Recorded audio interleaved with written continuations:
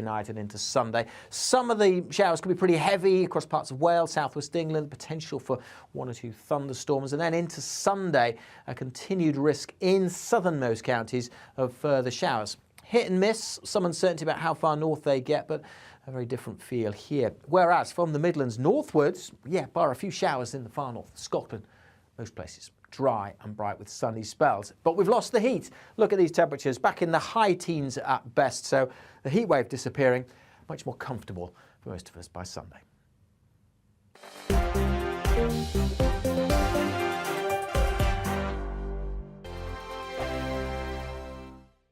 We are GB News. We're right across this great nation. On TV, on radio, on digital. Absolutely everywhere. We don't talk down to you. We embrace all voices. With honest and civilised conversation. We're not part of the establishment. We're one of you. And we're only getting started. Join us on GB News, the People's Channel. Britain's news channel.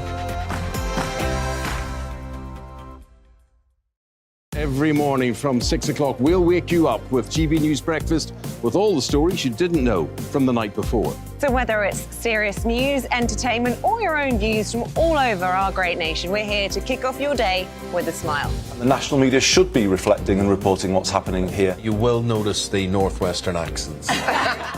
Whether you're with us on TV, radio, or online, every morning, it's breakfast from 6 a.m. Hope you can join us. Join us for Ministry of Offence, the comedy panel show that's just like the news, in that the left fights the right and it doesn't really seem to matter who wins. We cover the big stories. It was in fact a troop of baboons and not angry vegans. I like that. And the really important stories. Fat naked cow gets stuck in swimming pool. It's a headline in a lot of local newspapers. Yeah. We're on the same team, Nick. Yeah, but I'm just helping you. Join us for Ministry of Offence, Saturday nights, 8 o'clock on GB News. I'm Dan Wootton. Join me Monday to Thursday from 9 to 11 for the feistiest and most fun news debate on TV, where free speech reigns. I'll bring you a sharp take on the day's biggest stories, bombshell newsmaker interviews, and A-list guests. And I guarantee you, no spin, no bias, no censorship, and no reason to go to bed. That's Dan Wootton Tonight, Monday to Thursdays from 9 on GB News.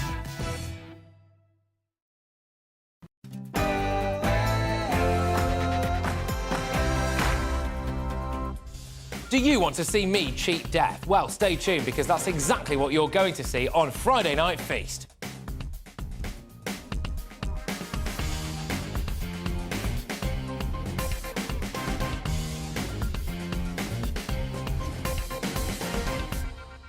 Well, a very good evening, ladies and gentlemen. Your weekend starts here. We've got another brilliant 2 hours of entertainment coming up here on GB News, so stand by for some death-defying stuff in Challenge Christys. And, of course, there's all your regular features as well, including Round Your Part, yeah, you heard, when I'll tell you about the 84-year-old grandma who's got an enormous bush. Yeah, that's OK, you heard that right.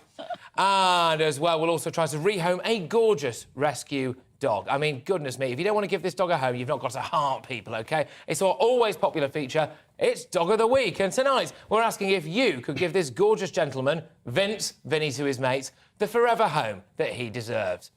And in the week that Nicola Sturgeon outlined plans for another independence referendum, I'll ask whether it's time for the rest of the UK to get rid of Scotland, not the other way round. So there's lots and lots to come between now and 9 o'clock. Grab yourself a G&T, grab your nuts for all I care. But first, here's your latest headlines brought to you this evening by the brilliant Olivia Guthrie.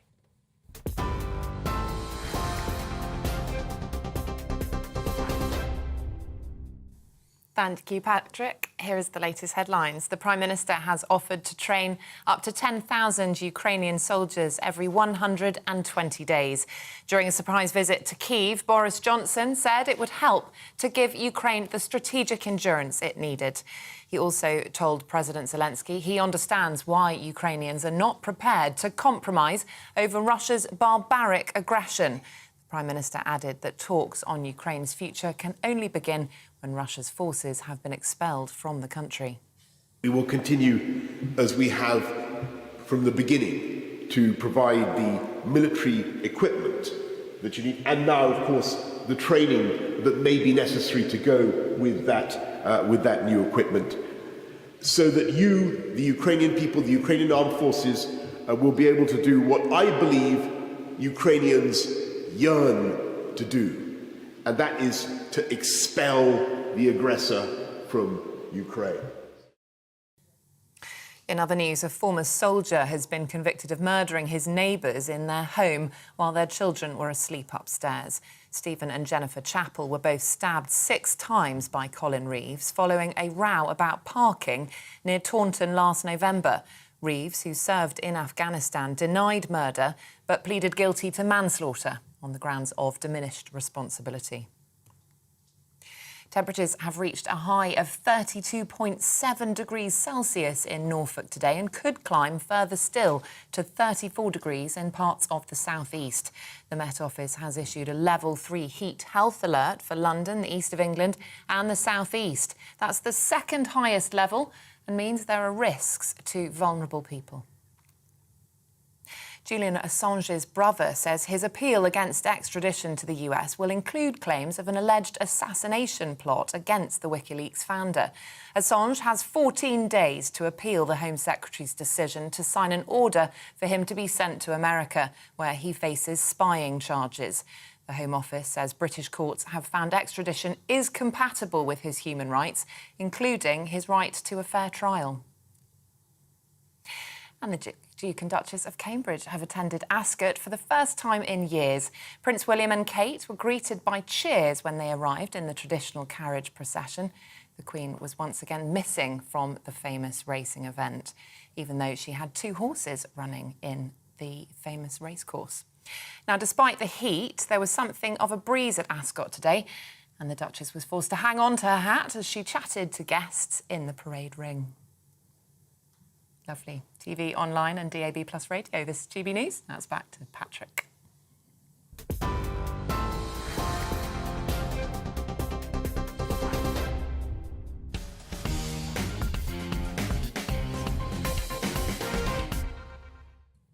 Strap yourselves in, ladies and gentlemen, because we're about to reveal live on air some home truths about the EU and the UN when it comes to their own deportation schemes. You are not going to want to miss that. How the mighty fall, hey, OK? There was uproar about our Rwanda policy. The Church of England, Prince Charles and pro-EU Remainiacs everywhere said it was a disgrace and morally wrong. In fact, our very own Tony Blair conducted a bit of polling himself that said the majority of Brexiteers were in favour of the Rwanda plan and the majority of Remainers were against it. Well, here are some inconvenient truths published today in a brilliant article by the academic Dr Rakib San, who will be joining us very shortly, by the way. It turns out the EU actually funds absolute hellholes of offshore detention centres and has done for years. And when those conditions are deemed too awful, it moves people to... Have you got 3 guesses, anyone? Rwanda! That's right, yes. There is an EU-funded detention centre in Libya for migrants picked up in the Mediterranean, and they are kept in overcrowded cells in which they have almost no ventilation, beatings are rife, corruption is so bad, and $500 can buy their freedom. And, of course, it's called the Al-Mabani Detention Centre in Libya, if you want to have a look at it. The EU helps to fund it. It's offshore. It is, by definition, an abomination. And if the Church, the Crown and the Remainers are angry about what we're doing, then goodness only knows how they must feel about this. International aid agencies have documented cases of detainees being tortured with electric shocks, children being raped by guards, men and women sold into modern slavery, and yet the EU helps to fund it. In fact, the detention of so-called refugees there is so rife that it's become an actual profitable business model for the Libyan government. The Libyan government actually sees this as a revenue stream. The irony is that the people detained there are more likely to be genuine refugees. They are coming from countries closer to the source of international abominations, aren't they? More so than those coming across the Channel. These people haven't paid £10,000 to a people smuggler to travel all the way through Europe. They never even made it to Europe, did they? The EU's own officials detailed widespread human rights violations, death, unexplained disappearances, extortion. Libya's Minister for Justice from 2012 to 2014, Salam Arghani, says, get a load of this, by the way, the EU did something they carefully considered and planned for many years, create a hellhole in Libya with the idea of deterring people from heading to Europe. OK? But here's the icing on top of the cake, ladies and gentlemen, as if that wasn't good or indeed bad enough. The programme was the brainchild of the United Nations High Commissioner for Refugees, the same body so critical of our UK policy. And on top of that, the EU also spent $6 billion big ones, sending some of them to Turkey so they can live in container cities on the Syrian and Iraqi borders. But one thing that I bet that these bleeding heart liberals haven't factored in is people like me. Because in fact, exactly people like me, I have actually been physically to visit those exact camps on the Syrian and the Iraqi borders with my own eyes. I've seen them firsthand, and they are pretty squalid. The fact is, Rwanda and that four-star hotel is a much better alternative, both in terms of conditions and in terms of human rights. As a gay man or woman, you'll be treated much better in Rwanda than you would ever be treated in Turkey or in Libya, and that is a fact that you can take to the bank. But the Ramonas, of course, would rather back the EU on this. Well, it's official, isn't it? The EU treats asylum seekers and illegal immigrants much worse than we do. So, now that's sorted, when does that first flight to Rwanda take off?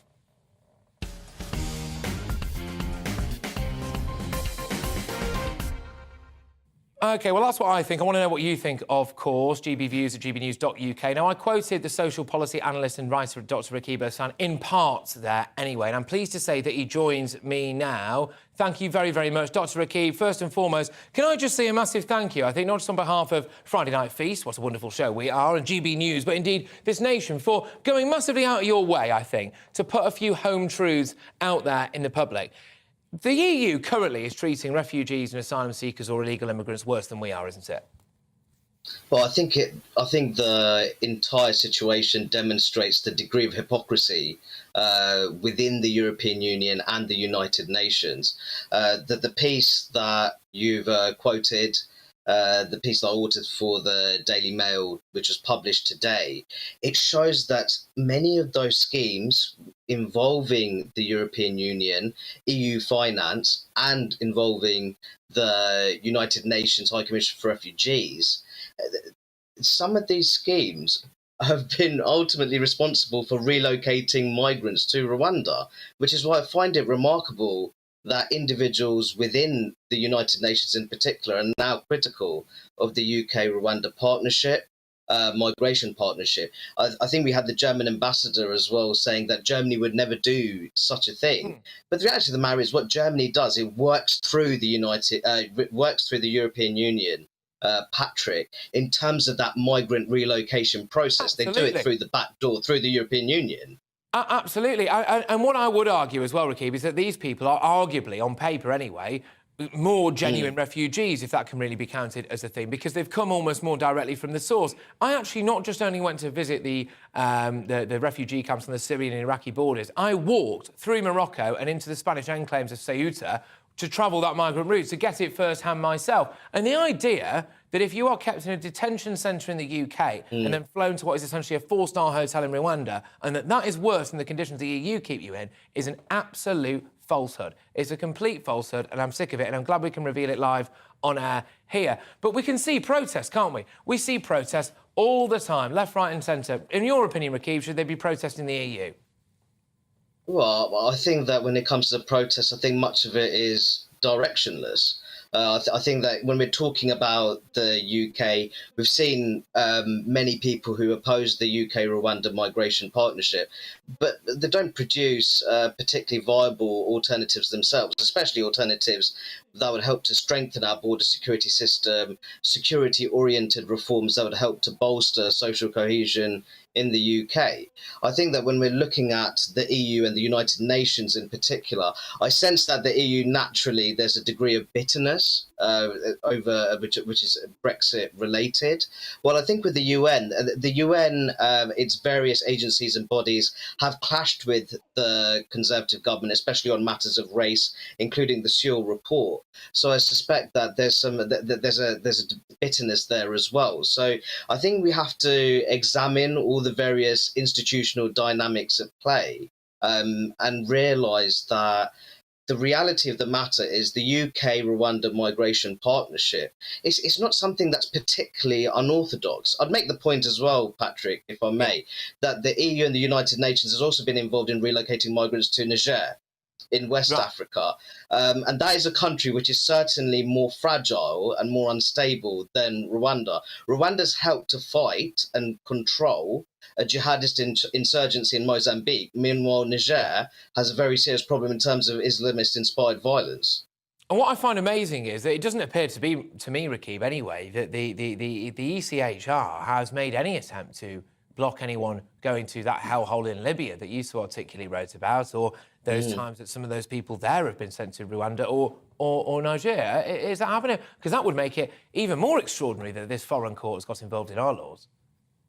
Well, I think it's absolutely remarkable. In a sense, I felt that the failed deportation flight to Rwanda, it was a win for the UK government. Ultimately, we had a French-based foreign court intervening in a democratically elected national government's attempts to combat illegal immigration, which I thought was a remarkable state of affairs. And I think that we've seen in recent times that the Prime Minister, his ratings have taken quite a dip, but this entire episode presents a golden opportunity for him to present himself as, once again, the anti-establishment defender of national sovereignty in modern-day Britain. What do you feel about it, Rakib? Last question. If we just ignored the ECHR going forward? Well, I think that the UK government doesn't really have a choice, Patrick. I think it's heavily invested in the UK-Rwanda migration partnership. I think there's a great deal of political investment in that.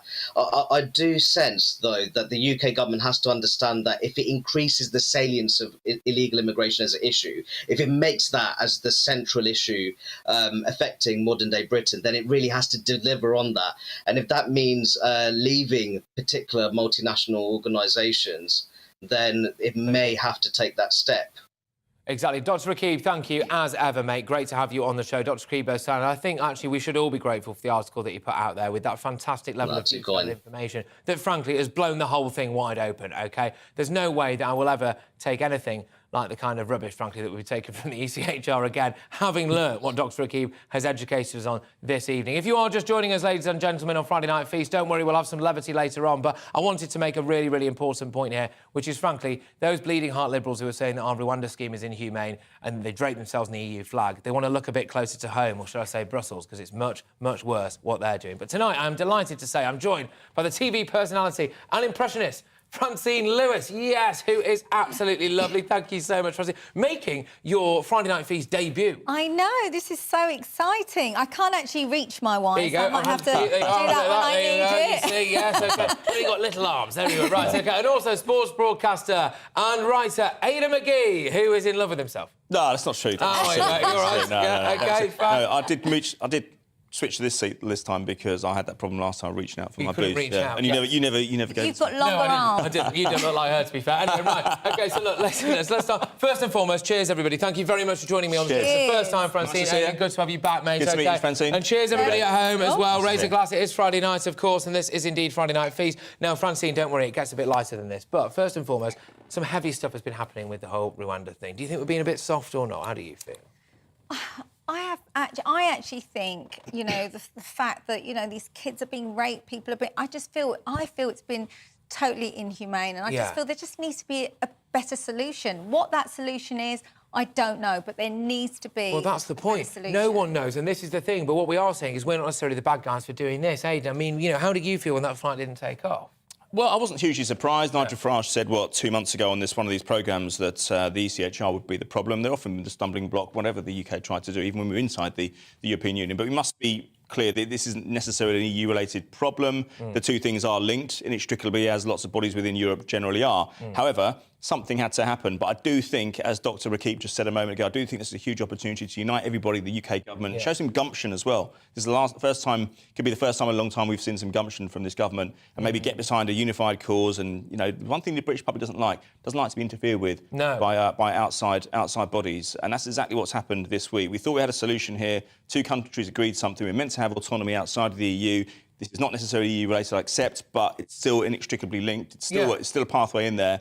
And it's a chance now for the remainder of the term that he's got probably 2 years till the next election, to reinforce his credentials here. Yeah, absolutely. Well, look, we'd love to hear what you think as well. So make sure you email us, gbviews@gbnews.uk. Of course, you can tweet us as well, @gbnews. Make sure they're good, though, mine, because I'll only read out the very best for the rest of the show. But next, I'll bring you the big debate. So we discuss one of the biggest stories of the week, and we're going to talk about the survey that's found that almost half of people, think that young people can't afford to buy their own home because they spend too much money on non-essentials like Netflix, takeaway coffees, avocados, nights out in Soho. Are they right? Are they right? OK, who am I to say? Are they right? But that's what the great British public think. Let's hear what some of you thought earlier today. Yeah, I don't want to generalise, but yeah, I think... They want to have their cake and eat it in terms of, like, house ownership? Yeah, sometimes, yeah. Do you think that... It's hard for them as well. Do you think that they need to make more sacrifices, like rooftop cocktails, avocado? What are you talking about? Like, in terms of expenditure? Yeah, exactly. Cut down some costs. Yeah, I do. They were educating people that, try to save money and buy a house instead of buying clothes. So we need more education for young people. What do you think, mate?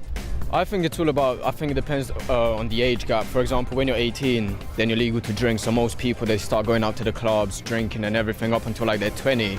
And after they're 20, it's a bit like, oh yeah, I kind of need to start settling down now. But because they created that lifestyle for like the past couple of years, it's kind of hard for them to move on. Yeah.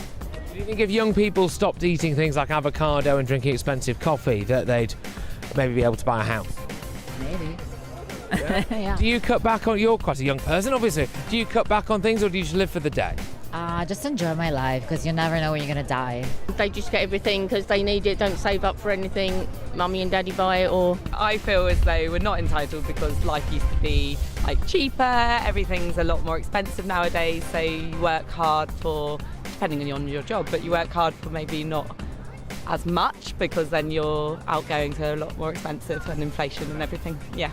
I think they've been given everything, so they kind of expect everything back in life.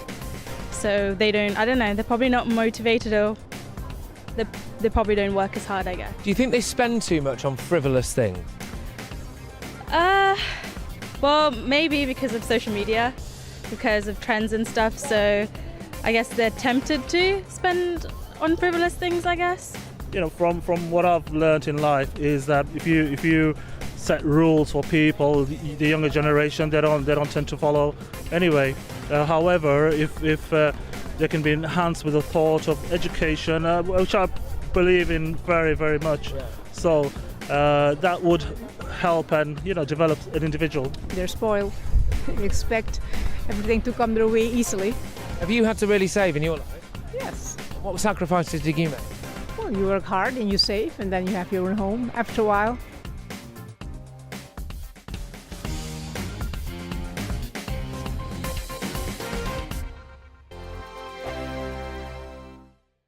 We are GB News. We're right across this great nation. On TV, on radio, on digital. Absolutely everywhere. We don't talk down to you. We embrace all voices. With honest and civilised conversation. We're not part of the establishment. We're one of you. And we're only getting started. Join us on GB News, the People's Channel. Britain's news channel. Every morning from 6 o'clock, we'll wake you up with GB News Breakfast with all the stories you didn't know from the night before. So whether it's serious news, entertainment, or your own views from all over our great nation, we're here to kick off your day with a smile. The national media should be reflecting and reporting what's happening here. You will notice the northwestern accents.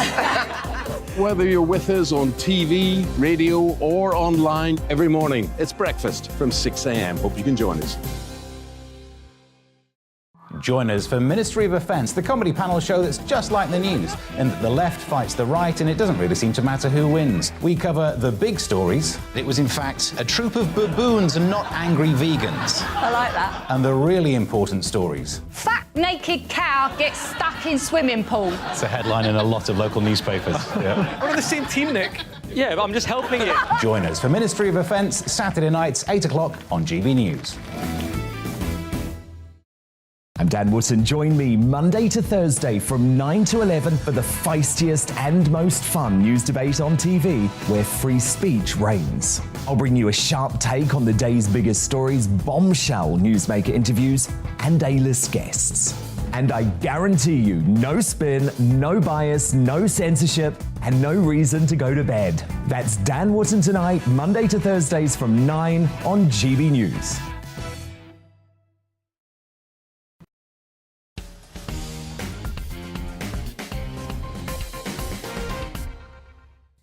Welcome back to Friday Night Feast, and this story is certainly one that will divide opinion. So, almost half of Brits think younger people are unable to afford a house because they're splashing too much of their income on luxuries like Netflix, takeaway coffees, avocados. Research conducted by King's College London found that 48% of the UK public say that young adults are wasting their money on things like, yes, avocado, Netflix, posh coffee and, crucially, Soho. The new research comes just a few weeks after TV presenter Kirsty Allsop was criticised after claiming that young people can afford a house if they, quote, just move somewhere cheaper and give up the gym, which I think is bad advice, to be fair, streaming subscriptions, OK? So is the reason why young people can't afford to get onto the housing ladder because of their own selfishness? Well, joining me to discuss this is author, lawyer and presenter Rebecca Jane and reality TV star and estate agent Amy Day. Thank you so much, both of you, for adding...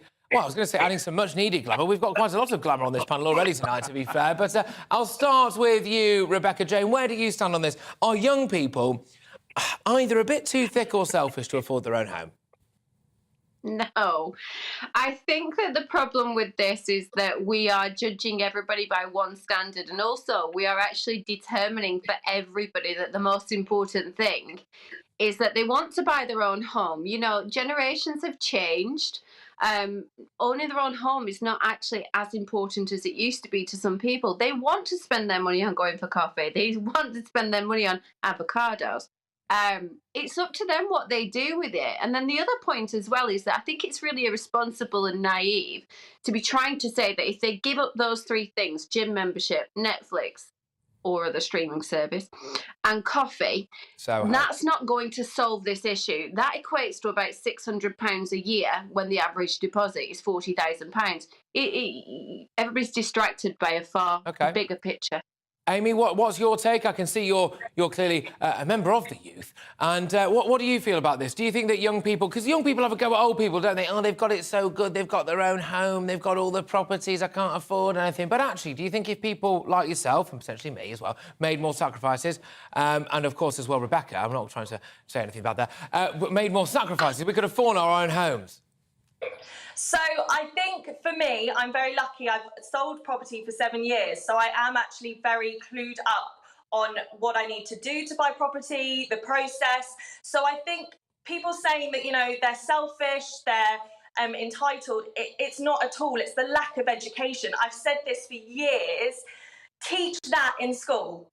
I think they just, because they don't know how to do it, they don't see how. But how did you buy your first house? How did you buy your first house? How did you get on that property ladder initially? So you've got to get the mortgage, and you've got to save, and you've got to sacrifice. And so I actually really agree that, you know, cutting coffee and avocado, that is the last thing you should be cutting.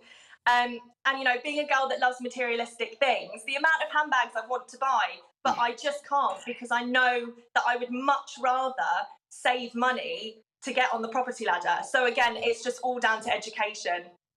But Rebecca, do you think that a different generation had it better? Because do you think that maybe in a simpler time, a less Instagram-heavy time, there was less temptation, it was a simpler life, saving money was easier and your money went further? Absolutely. I think that, you know, I mean, my parents bought their first home for £750, which was not, you know, 25,000 times their salary. It was much more realistic in years gone by for people to be able to own their own homes. And there was a lot more...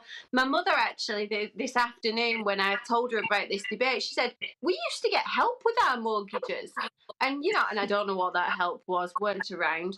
But they did used to get a lot more help. It was a lot more affordable. But like I say, you know, why are we putting house owning at the pinnacle of everything that everybody should do? I agree with you. And in fact, in a lot of other countries, like Germany, for example, it's not that common to own your own place, actually. In fact, it's very common to rent. But, Amy, I've got to admit, look, I don't know, I've never asked a woman's age, obviously. I've just turned 30. And I get a bit sick and tired, very sick and tired of a lot of people my age whinging about stuff. OK, and saying, like, look, you know, we've got it so hard. Whereas, actually, I think, you know, none of my parents ever grew up with an iPhone like I've got here now. None of my parents ever grew up with the kind of technology that surrounded well, you know, by me. As far as I'm aware, none of my parents, especially my mum, has never sat next to Ada McGee. You know, we've never had it so good, OK? We've never had it so good. And I just wonder whether or not maybe we need to stop whinging a bit, the younger people. We should absolutely stop binging, and it is down to social media, and it seems that, you know, the younger generation, I don't know if that counts as my generation still, because I'm old and 26. You're getting on a bit now. They see what we agree is luxury, they see that as just everyday things. So they're like, I need a phone, I need an iWatch, I need a Louis Vuitton handbag, I need a coffee, So I think they're seeing it more as necessities rather than luxuries. Rebecca, do you think that younger people should learn a little bit more about hardship or not? I think that they do learn about hardship in different ways. You know, as somebody that went through law school later in life, I ended up with the fees of a person going through the education system today, and I can tell you it cost me £72,000, which obviously, you know, if I'd have actually gone through it at the time I was supposed to, I think it was free. That's how long it should have been. So they do know about hardship, and that's the whole reason why we have this problem today. And, you know, they are choosing to live less stressful lives by not burdening themselves with mortgages that they can't afford, and that they're just enjoying themselves and being happy. Good stuff. Amy, what do you make of the fact that I think a lot of people look at the elderly and see a bit of scorn? They think, oh, you know, you're a bit past it. They don't give our elderly people maybe the respect they deserve for the hard graft. I mean, my grandma, for example, works three... I'm sure this is a common thing, by the way, for everyone watching this programme now, but my grandma worked 3 jobs. My granddad was down a pit for a very long period of his life, for example, and gradually they worked their way up, and now, thankfully, as a result of that, I'm very, very comfortable. I mean, my own parents worked very hard to have any kind of amenities that we've got at the minute. They taught me, certainly, the value of hard work. I'm sure that's true, like I've said, for most people. But do you think, Amy, that younger people maybe don't give the elderly the respect they deserve? I do, but then also the other way round. Maybe, you know, the older generation don't realise that, because all of my friends, they work 2-3 jobs as well. They're having to pay rent as well, because they're not fortunate enough to have parents that live where they need to be. So they are having to fork out, and it's so expensive. Rent is just ridiculous. So I think almost, you know, the younger generation aren't actually being given the benefit of the doubt that it is, you know, life is really expensive and it is hard to make enough money. So... Fair enough. No, that's all right. Well, both of you, I really appreciate you coming on. And, you know, especially for 2 young ladies as well, giving up a part of your Friday night. I mean, I think this proves the point that it's not all take, is it? But thank you very, very much. Great to have you both on the show. And that was, of course, in relation to the idea that essentially a lot of young people... The view is, from a lot of people, that a lot of young people basically squander their cash and can't afford their amenities. That was, of course, lawyer and presenter Rebecca Jane, reality TV star and estate agent Amy Day. I'll bring the panel back in right now. Francine, you've obviously worked very hard to get to where you are today. Do you think young people have got it too good in this country? Definitely. Yeah? And you'll find... I remember when I was in school, I couldn't wait to leave to earn my money, because I wasn't handed... things on a plate. You know, from a very young age, you know, my parents stopped buying me my clothes and things like that. So I had to work. There was 5 of us. So it was really important for me to just go out and earn my own money. But I think nowadays it's so much easier for kids to, you know, have that extra education, go to university and do all those things.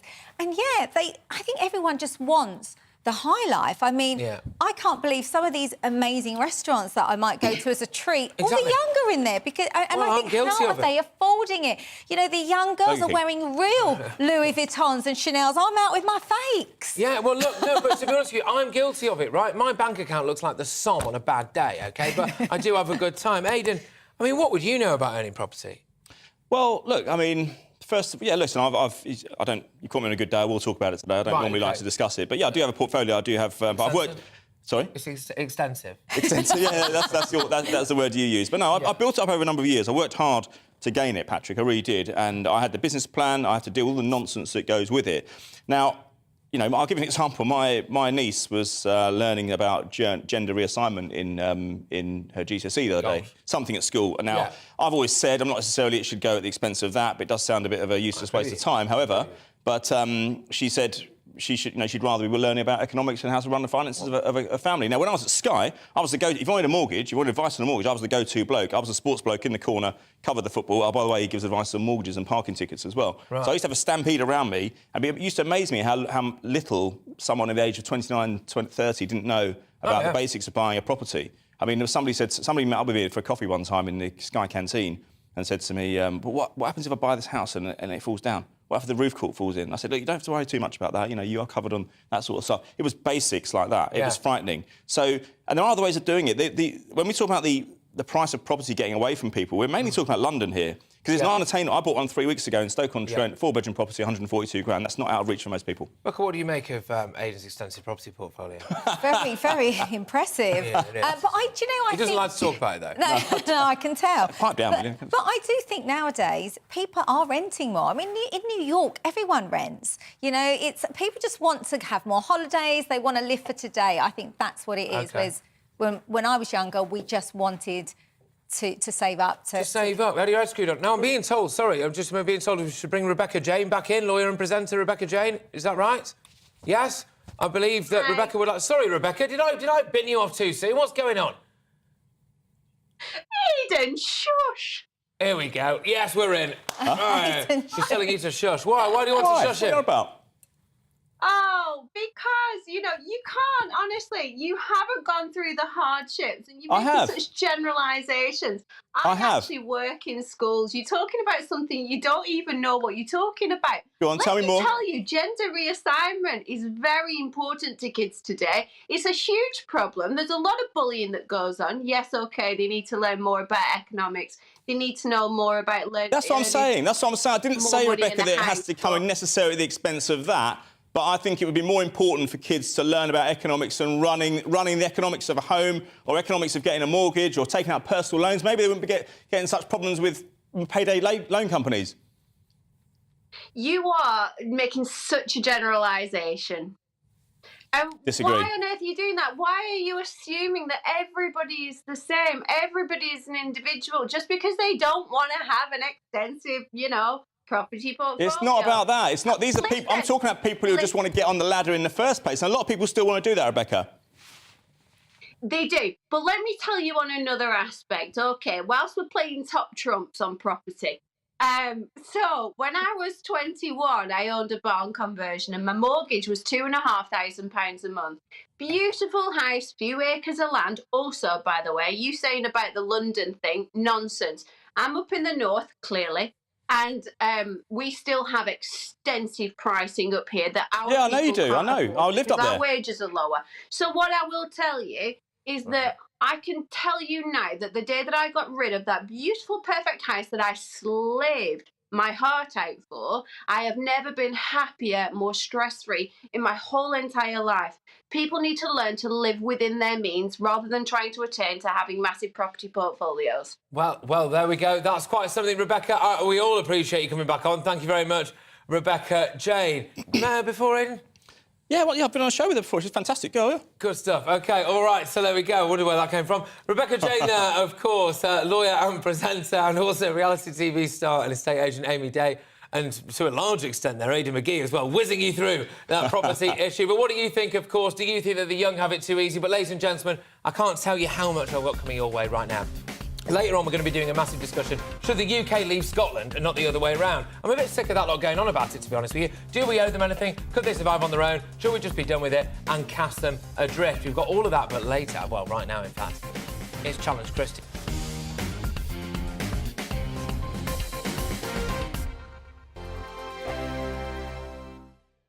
We are GB News. We're right across this great nation. On TV, on radio, on digital. Absolutely everywhere. We don't talk down to you. We embrace all voices. With honest and civilised conversation. We're not part of the establishment. We're one of you. And we're only getting started. Join us on GB News, The People's Channel. Britain's news channel. Every morning from 6 o'clock, we'll wake you up with GB News Breakfast with all the stories you didn't know from the night before. So whether it's serious news, entertainment, or your own views from all over our great nation, we're here to kick off your day with a smile. The national media should be reflecting and reporting what's happening here. You will notice the northwestern accents. Whether you're with us on TV, radio, or online, every morning, it's breakfast from 6 a.m. Hope you can join us. Join us for Ministry of Offence, the comedy panel show that's just like the news, in that the left fights the right and it doesn't really seem to matter who wins. We cover the big stories. It was in fact a troop of baboons and not angry vegans. I like that. And the really important stories. Fat naked cow gets stuck in swimming pool. It's a headline in a lot of local newspapers. Yeah. We're on the same team, Nick. Yeah, but I'm just helping you. Join us for Ministry of Offence, Saturday nights, 8 o'clock on GB News. I'm Dan Wootton. Join me Monday to Thursday from 9 to 11 for the feistiest and most fun news debate on TV, where free speech reigns. I'll bring you a sharp take on the day's biggest stories, bombshell newsmaker interviews, and A-list guests. And I guarantee you, no spin, no bias, no censorship, and no reason to go to bed. That's Dan Wootton tonight, Monday to Thursdays from 9 on GB News. Hi there, it's Stephen and Anne. At breakfast from 6 a.m, you'll always be caught up with everything you need to know, the latest headlines, opinions and debates. We'll bring you the good news and the bad, but most of all, we're here for you. Remember, send in your views and let us know what you would like us to talk about. That's because we're your news channel. And every morning at 6 a.m, it's breakfast on GB News.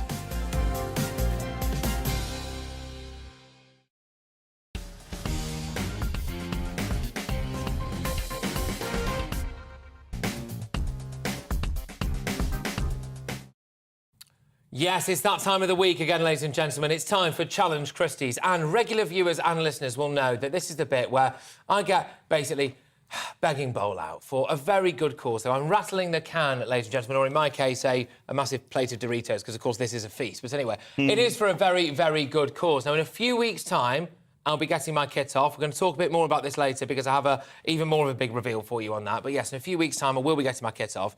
And basically, you heard that right. Yes, I'll be stripping down to the bare essentials with the Dream Boys, who are a group of male strippers, OK? Now, a body like mine doesn't come for free, ladies and gentlemen. So I'm subjecting myself to public humiliation in the name of charity. And I am raising money for the mental health charity Mind, OK? So it's an absolutely wonderful cause. I'm delighted to say that we've now raised £725. Honestly, thank you, everyone who's donated money, because without you, this wouldn't have happened. We're also doing it in conjunction with a guy called Nathan Dunn, of course, who's walking from John O'Groats to Land's End barefoot, setting a world record in the process, OK? And he's nearly there. He's only got 2 weeks left. He's raised a few grand, so we've synced. So together, ladies and gentlemen, we have raised £25,000. And this is an issue that's very close to my heart. We're going to be hearing from Nathan Dunn a bit later on. I went barefoot walking with him earlier in the week, and it was quite emotional, actually. And the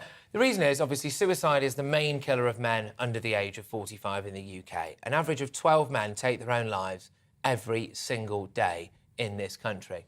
This is a national crisis, and we need to help each other. And I want you to please try and save some lives. So I promise you that every penny that we get will go to this amazing cause. But I do have a little bit of news first and foremost. Now, I want to be very, very upfront with you all, because I know that a lot of you donated a lot of money towards this, and it's important for me to say this. The absolute plan, originally, OK, the absolute plan was for me to go stripping next Friday, OK, next Friday. But unfortunately, the times of the show, the strip show, that is not this one, changed, which meant that I'm just not able to do it because I can't be in two places at once. I've got to do this show. I want to do this show, of course. And so what we're going to do, OK, is we're going to move it to the start of the Dream Boys' next tour, which is the start of September. So if anyone's given money, I really don't want you to get the impression at all that we've been trying to shortchange you or that I've got no intention of doing this. I'm good to go now. I'd strip right here, right now. Don't ask me to. Go on, then. Seriously, but seriously, I don't want anyone to think that I've kind of bottled this at all or that we know. It's just a logistical thing. These things happen, unfortunately. It's live television at the end of the day, and we are just going to move it till September, but it is getting done. And by the way, it's justgiving.com/fundraising/Challenge Christys. If you can give a few quid, And hey, by September, we should have hit 50 grand, surely. Come on, so there we go. Anyway, right, so without further dither and delay, this is the best Challenge Christys yet, and I am not BSing you on this one. Here it is, the time to show you when I cheated death. But maybe not. But viewers, honestly, you are in for an absolute treat. What you are about to see is genuinely the most incredible experience that I or anyone could ever have. Listeners on GB News Radio, you'll be able to watch this on Facebook, YouTube, Twitter in the next couple of minutes. There's no point building up to this anymore, ladies and gentlemen. Just watch this. Well, ladies and gentlemen, I think I might be getting deja vu. It is Challenge Christys time and, well, I landed an aeroplane, didn't I? And yeah, I'm just a little bit confused because, like I said, I've already done the landing of a plane thing. I don't know, but, oh, this clears it up. Here he is. Hello, David, how are you? Good afternoon, how are you? I had a feeling it might be something to do with you. Long time no see, very nice to see you. How are you keeping? I'm very well, thank you. Good. How are you? I think it's time that you started to explain yourself, David. You're stitching me up again. What's going on here? No, it's not stitching you up, Patrick. Some people might think it is, but it's not. I'll just take you back to our last conversation. Yes. Just right at the end of the conversation, I said to you, my best friend Philip had an aerobatic aeroplane. Would you like to do a loop-the-loop? And you said yes. Yeah, that's like a verbal contract. It is a verbal contract and legally binding, I believe, around the Chipping Norton area. But yes, right, OK. Well, I've obviously yet again talked myself into doing something ludicrous. We might as well do it. Yeah, brilliant. So there's that one. I'm much more nervous about doing this one than I was about the other one. Don't worry. The other one I wasn't yet, so yes. Great. Foxtrot Whiskey. He's on the visitor parking. 2 persons on board just for a quick local flight to the west. Request taxi for Christys.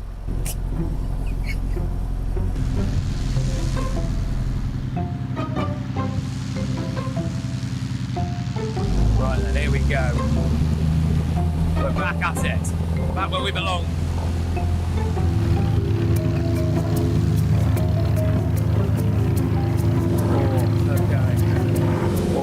Push it back in. Pull it out. That's all right. That'll just... Is that all right? Yeah.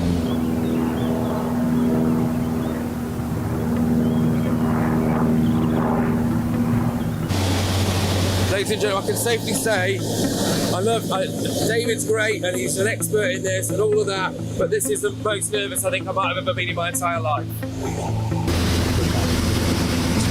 All right. This is Challenge Christys. Nice and down. Start to ourselves. Oh my gosh. Speed's going down. There's maybe 150. So up we go. Left. Oh yes! Look up. Oh my There's gosh! the sky coming around. Oh yes! I can feel the force! And there's the smoke. There's the smoke ahead of us. You hit it right off. Oh my day! So just going to climb up a little bit again. Oh. Ready for the pull. Ready for the pull? Yeah. So you tell me when to pull. Will, yeah. Okay, all right. Right. Pull back. Pull. Pull. Keep pulling. Pull. Pull. Pull. Oh my gosh! Yes! Keep pulling. Yes! Pulling. Oh my gosh! Oh my gosh! Time. I don't believe it. I don't believe it. Right first time. Oh! He's only gone and done it!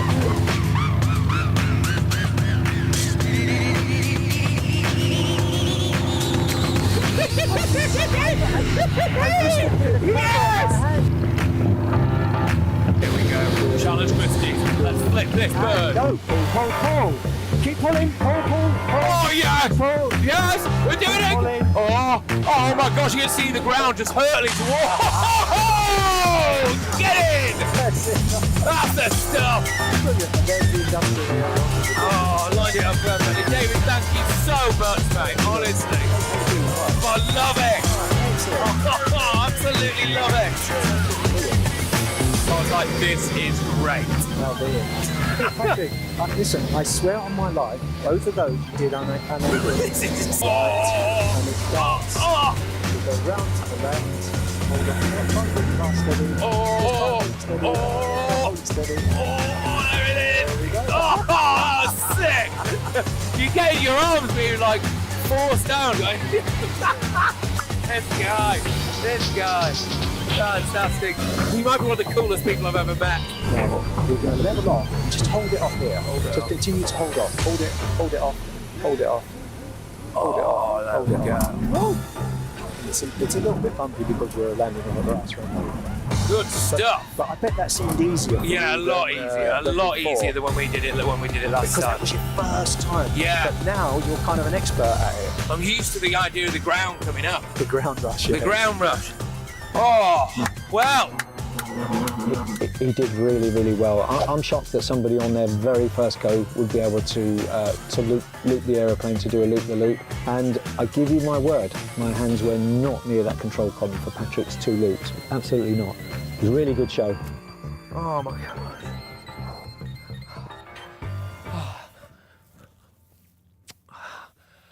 Well, there you go, ladies and gentlemen. That was an experience that I'll never forget. 2 loop-the-loops completed. That's Challenge Christys. Thank you very much. Get it. Absolute back of the net. That was a total result. And the best day of my life, by the way, can I just say? Well, that was obviously a lot of fun, wasn't it? If you're listening on GB News Radio, you can watch that challenge right now on our YouTube channel, our Facebook page, and also on Twitter. Well, I've now done 2 challenges in a plane, and it's all down to one man. That man is the living legend. The living legend that is David Donovan. And he joins me now. Yes, hello, David. How are you, mate? Captain Christy, good evening. Nice to see you. I'm very well, thank you very much. Legend, that's a bit strong. Leg end would be more like it, in actual fact. Oh, mate, honestly, can I just say, that was, of all, I think you could tell as well, because we had a bit of a word, because you brought your mate with you as well. We had a bit of a word before, and I was visibly very nervous before this one. It was one thing landing a plane, and I didn't want to admit it about myself, but all the colour drained out of my face. Just tell people I was a bit rocky before, wasn't I? Well, I will tell your viewers something in actual fact, that people will be surprised that I saw Patrick quiet for 7 seconds. I timed it, and it was 7 seconds he kept his mouth shut. And I was very, very surprised at that, because nobody's ever seen that before. And also, no, but it was funny to see.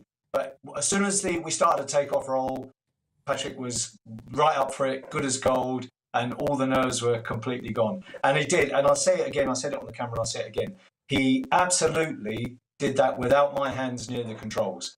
So, and when I've mentioned it to people, I've mentioned it to other pilots, and they said, no, he couldn't have. I said, he did, yeah. Second time in a light aircraft, and he looped the loop, which says a lot, you know, says a lot for the aeroplane. Lovely little aeroplane. It does. But it says a great deal for Captain Christys as well. Oh, you're a good lad. But also, I mean, look, David, it's only fair to say for people, as people will know, regular viewers of this show, David, I mean, gave me the second best day of my life, which was landing an aeroplane, the Take Flight Aviation Centre.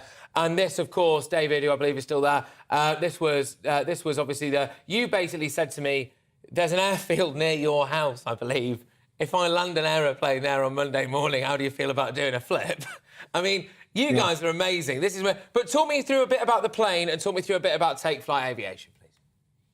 Right, Take Flight Aviation is, I think it's the best flying school in the country. Obviously, I've been hanging around with them for 10 years, and it's a great place. Anyone that's learnt to fly there, and what Take Flight will do is, if you want something done, if they can't do it themselves, they'll find a way of getting it done for you. So it's an amazing, amazing flying school. And now, that I must say about the aeroplane, the Cessna 150 Aerobat, there'll be 1 or 2 people looking at this show will say, why did you do it in that? Because that's like the Ford Cortina against a Formula One car. But if you want something that's very, very slow and very, very easy to aerobat, that's what you go for. You go something like Phillips aeroplane, which is the Cessna 150 Aerobat. And I love them personally. I love them personally. You know, it's so safe, so docile, and so, well, you know, which just goes to show that you did it on your first go. Second go in an aeroplane. Exactly.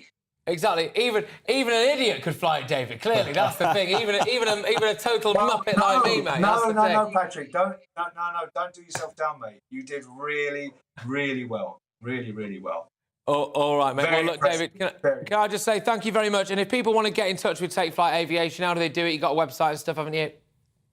takeflightaviation.com, and go on there. Come and have a go of an aeroplane. Get on there, have a look. There's all kinds of stuff that you can do there. Yeah. The only question is, David, what on earth are we going to do next? But David Donovan, thank you very, very much. David Donovan, great to have you on the show. Thank you so, so much, mate. Absolutely fantastic stuff. What a legend, what a guy.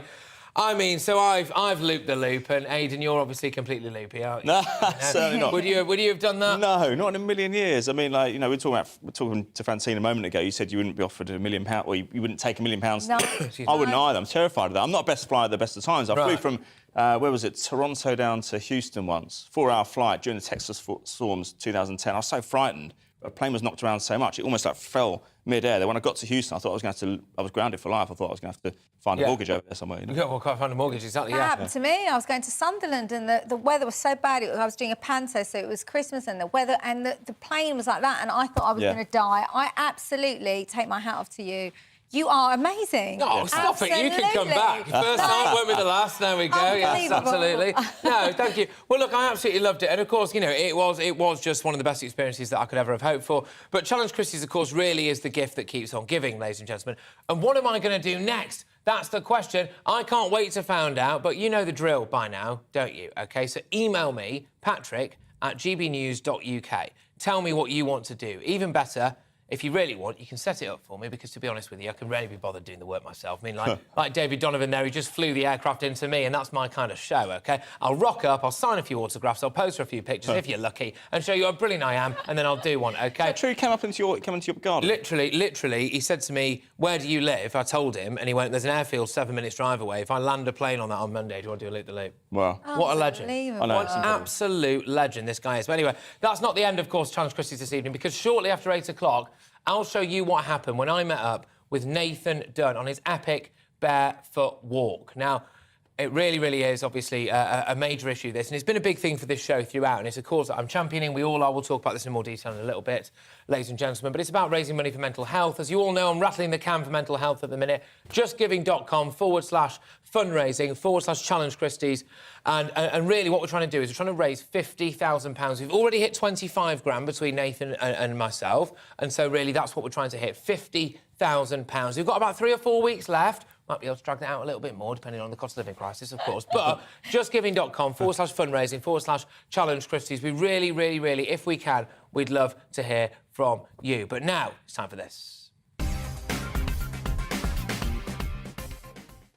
Yes, postperson Pat, just the right side of copyright law there. Thanks to everyone who's been emailing and tweeting me. Now, I spoke at the top of the show about the EU sending migrants to Rwanda and indeed Libya. And Chris has been on. Chris says the hypocrisy of the European Union is totally apparent and unacceptable. They keep standing on our soapbox. William has been in touch about the same topic, and he says the situation for LGBTQI+, gosh, that's a mouthful, people in Rwanda is so poor that it is a source country for people seeking asylum in the UK based on their sexual orientation. Now, that may well be true, William, OK? I mean, as far as I'm aware, well, it is legal to be gay in Rwanda. I am not a gay man, and I've also never been to Rwanda, so I can't speak first-hand. But what I can tell you is that I think I'd rather be gay in Rwanda than I would be in Libya or in Turkey. But there we go.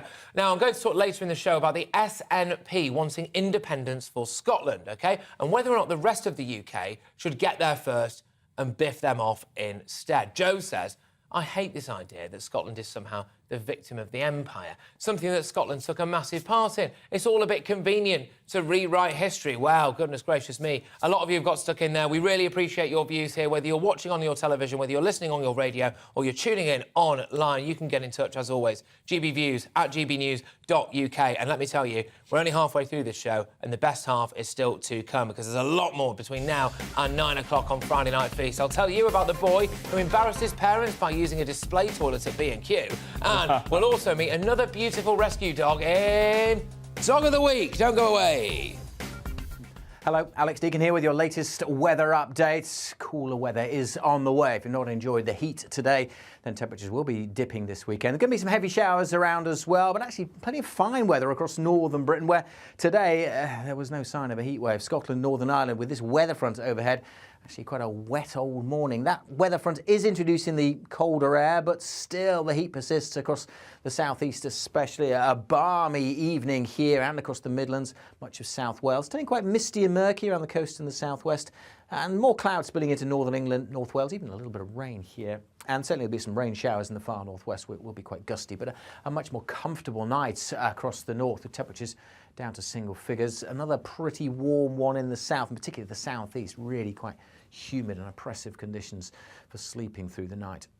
As we go through Saturday, a very different story over the Midlands and Wales. Some heavy downpours likely here and significantly cooler. It will still be quite warm and humid in the southeast, probably staying dry here, but more cloud than today. Generally fine across northern England, Scotland, Northern Ireland, a pleasant day, bright and breezy, but some showers in the far northwest. But look at those temperatures, certainly over the Midlands, much of Wales, well down on today, getting still close to 30 Celsius across parts of the southeast. Even here, though, we will see increasing cloud and the likelihood of some showers as we go through Saturday night and into Sunday. Some of the showers could be pretty heavy across parts of Wales, southwest England, potential for 1 or 2 thunderstorms, and then into Sunday, a continued risk in southernmost counties of further showers. Hit and miss, some uncertainty about how far north they get, but a very different feel here. Whereas from the Midlands northwards, bar a few showers in the far north, Scotland, most places dry and bright with sunny spells. But we've lost the heat. Look at these temperatures, back in the high teens at best. So the heat wave disappearing, much more comfortable for most of us by Sunday.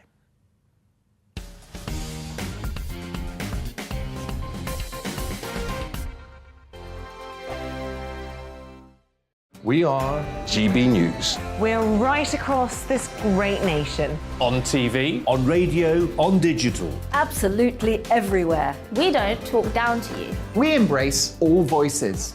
With honest and civilised conversation. We're not part of the establishment. We're one of you. And we're only getting started. Join us on GB News, The People's Channel. Britain's news channel.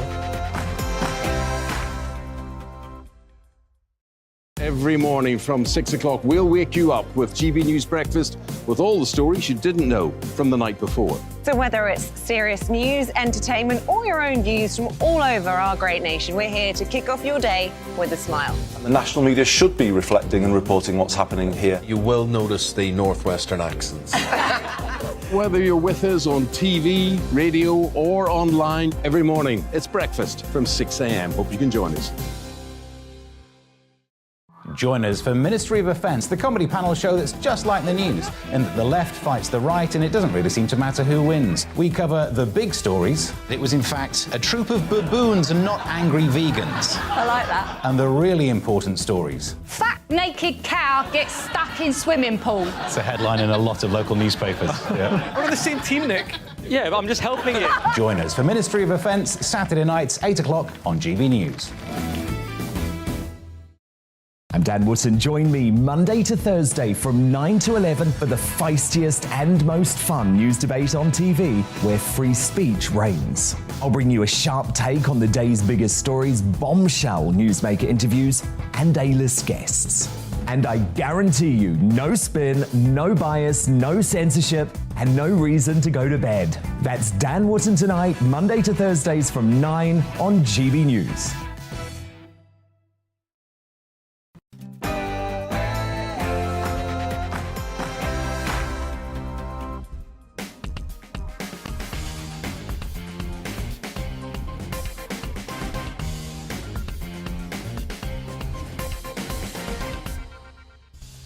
Yes, ladies and gentlemen, this is Friday Night Feast, and if you're just joining us, where the heck have you been? You've missed me doing a loop-the-loop in an aeroplane, but don't worry, you can watch it right now on our YouTube, Facebook and Twitter pages. But the great news is there's lots more to come in the next hour. I'll have a good rummage around your parts. Yes, you lucky people, you heard that right.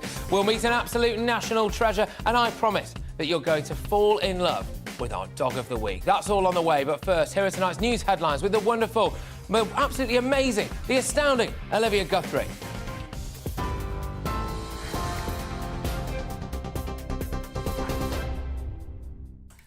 Thank you, Patrick. Here are the latest headlines from the GB newsroom. The Prime Minister has offered to train up to 10,000 Ukrainian soldiers every 120 days.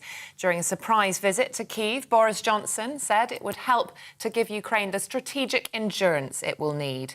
He also told President Zelensky he understands why Ukrainians are not prepared to compromise over Russia's barbaric aggression. The Prime Minister says talks on Ukraine's future can only begin when Russian forces have been expelled from the country. We will continue, as we have from the beginning, to provide the military equipment that you need, and now, of course, the training that may be necessary to go with that new equipment, so that you, the Ukrainian people, the Ukrainian armed forces, will be able to do what I believe Ukrainians yearn to do, and that is to expel the aggressor from Ukraine. Well, back in the UK, the Prime Minister's former ethics advisor says he quit over concerns about the government's openness to breaking international law. In a letter clarifying his position, Lord Geit says it was an important issue of principle and he could not be party to advising on any potential law breaking. He wrote the latest letter to the chairman of the Commons Public Administration and Constitutional Affairs Committee following debate over the reason behind his resignation. Sir Keir Starmer and Angela Rayner have returned their questionnaires to police as the investigation continues into potential breaches of COVID restrictions. The pair were both present whilst alcoholic drinks and a takeaway curry were consumed at party offices in Durham in April 2021. Sir Keir was caught on camera drinking a beer after a day of campaigning for the local elections. The Labour Party initially denied that Ms Rayner was there. The Labour leader and his deputy have both pledged to resign if Durham Constabulary decides to find them. And temperatures soared to a high of 32.7 degrees Celsius in Norfolk and Ascot today. But despite predictions of the hottest Royal Ascot ever, it actually just missed that title by 0.1 of a degree. The Duke and Duchess of Cambridge braved the searing heat as they arrived in the parade ring. But fortunately for them, there was something of a westerly breeze. The Duchess was forced to hang on to her hat as she chatted to other racegoers. TV, online and DAB+ radio. This is GB News. Now it's back to Patrick.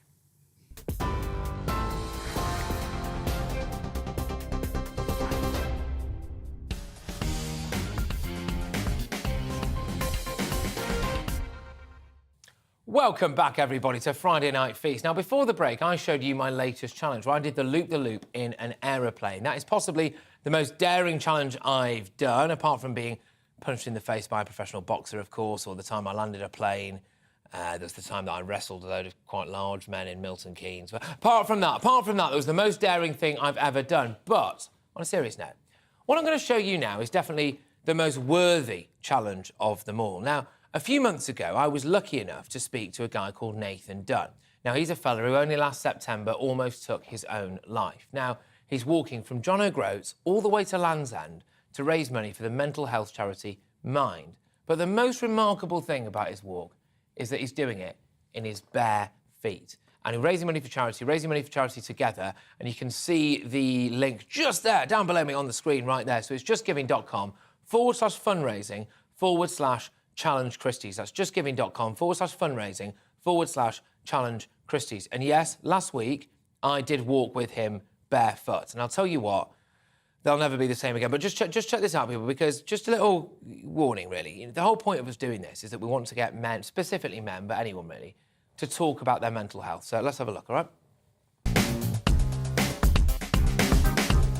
Yes, hello everybody, welcome to the latest instalment of Challenge Christys with me, of course, Patrick Christys. Now, I'm in the beautiful, picturesque Ross-on-Wye, which is in the Cotswolds, and you may be wondering what on earth I'm doing here. Well, it's a bit of a different Challenge Christys this week. You will all be aware that we're raising money for a charity called Mind, a mental health charity, with the absolute legend that is Nathan Dunn. And Nathan is walking the length of the UK barefoot, setting a world record in the process. And so I thought it's only fair that I should get on board with it as well. And Nathan is here right now. How are you, mate? Good to see you. Yeah, it's good to see you, man. How are the feet? I thought they'd be in absolute bits, but I mean, they look all right considering, right? They're okay. I have massively backed myself into a corner here, and I'm about to walk barefoot with Nathan Dunn. Let's do it. Right, you see, the thing is with this, so it's all very well and good raising money for charity and everything, okay, but I didn't think I'd actually have to do this.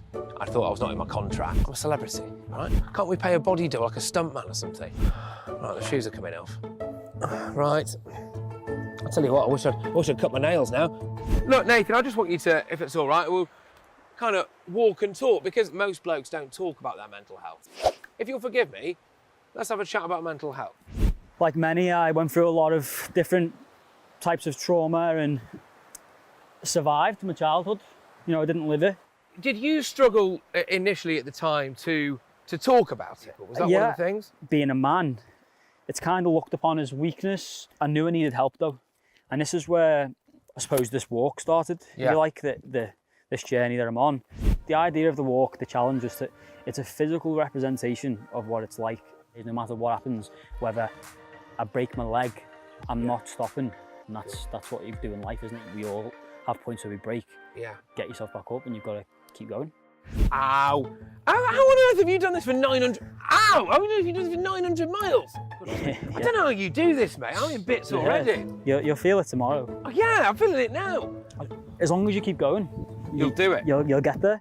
You just said to me that you reckon it's easier on the feet if you run, not walk. Yeah. Why? I mean, I'm not an expert on it. This is just my own. You look like you might be. My own logic is that when you walk, you have longer on the ground. On the ground, yeah, okay. When you run, there's less on the ground. I mean, but then there's more weight hitting it. So you've got to be very. Certainly in my case, you've got to be very. Don't run in a straight line like you'd run on it. You look at the way I run. See, like I'm dodging. I'm keeping. I'm looking. I'm not just. The thing is that now you've said it and we're on camera. I mean, we're going to have to do this now. Aren't we? You're going to have to try and jog. Actually, it is easy. Ah, no, it's not. No, it's not. Okay. All right. This is the quickest I've moved for months. It's like the worst massage I've ever had. Oh. So I don't call it running. All right, that's enough. I call it shuffling. Shuffling, yeah. Like Muhammad Ali in his prime. Yeah. So obviously you're doing your best to help people, but I mean there is a world record on the cards as well, mate, isn't there? Yeah, there is. The world record was something that came in later after I'd decided I was doing this challenge, and with the record it was kind of like the cherry on top of the cake for me. I can make a difference, not just in my own life, but in other people's lives, and now that's the reason why I'm doing it. It's the reason why I keep going every day, is because raising awareness for something that is happening. Someone somewhere needs help and they're not getting it. Okay, well look, this has been a very different challenge, Christys, hasn't it, ladies and gentlemen? But I think, realistically, the most important one yet by far, okay? And what better place to round it off than this? I mean, England at its absolute best. The sun's out, you can hear the flowing water, the greenery everywhere. It's absolutely fantastic. And this really, I think, Nathan, represents the positive message that we're trying to get across. No matter what you're going through, no matter how bad it gets, the good will always outweigh the bad. So, look, ladies and gentlemen, we know times are tough, but we are trying to raise £50,000 for Mind. We're up to about 22 grand at the minute, I think we are. So, look, seriously, we've got about 3.5 weeks now, I think, to get another 25 grand in the can if we can. So, what's that link, Nathan, if you want to donate? Yeah, so you can find, we've got 2 pages. So, we've got my page is Walk a Mile in My Shoes 22 on Just Giving, or you can search my name, Nathan Dunn, that'll find it, or you've got your page as well. You do indeed, so you go on justgiving.com/fundraising/challenge. Christys, we've synced pages, so we're obviously doing all right there. But look, ladies and gentlemen, please, I know we've spoken about some moving stuff here, but at the end of the day, there's one massively important thing here. Let's save some lives. Right, Nathan, mate, well, I think it's time for us to go our separate ways. I've got to get back to the office, got to get this edited, get it out there, raise some cash for Mind, and you're going to have a wash. See you at Land's End. See you at Land's End, mate. Good luck. Hey! Well, honestly, that experience was truly, truly humbling, and it's one of the best things that I've ever done, actually, genuinely, really. And I'm so pleased to say that joining me right now is the one and only Nathan Dunn. Where is he? There he is. Nathan, hey, everyone, round of applause for Nathan. Good lad. Well done, mate.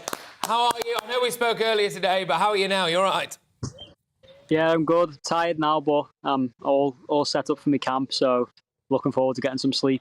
Look, thanks for making the time for us this evening, mate, and thank you for letting me walk. It was an honour to walk a bit of the way with you and just have a very brief chat. And look, you know, I've made it pretty clear. I feel like a bit of a fraud, really. I'm sitting here, you know, raising a bit of money and this, that and the other. You're the one who's walking from John O'Groats to Land's End. You're quite literally putting in all the legwork, mate. But Just for our viewers, they can donate. Obviously, I'll just give them my one. You'll give them your one in a second. But it's justgiving.com/fundraising/Challenge Christys. But what is this all about for you, Nathan?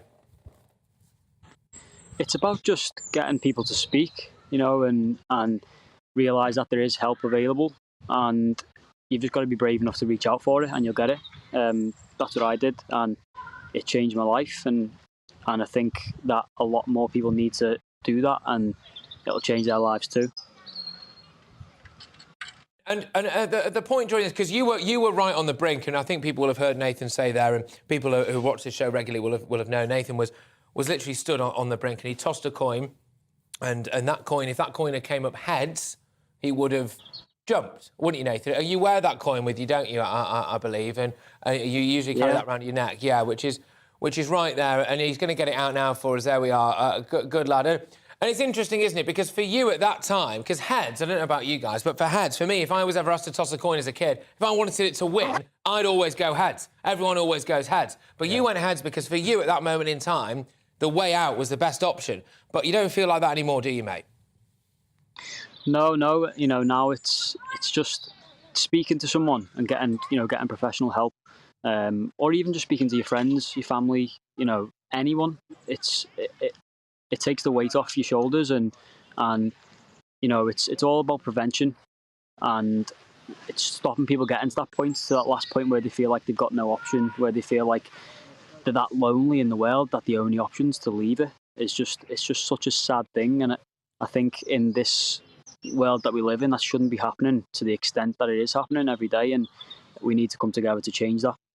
No, absolutely. Now, Nathan, you've got... How long is it until you get to John O'Groats? And to Land's End, I should say, and we'll be there to greet you, hopefully. About 2 weeks.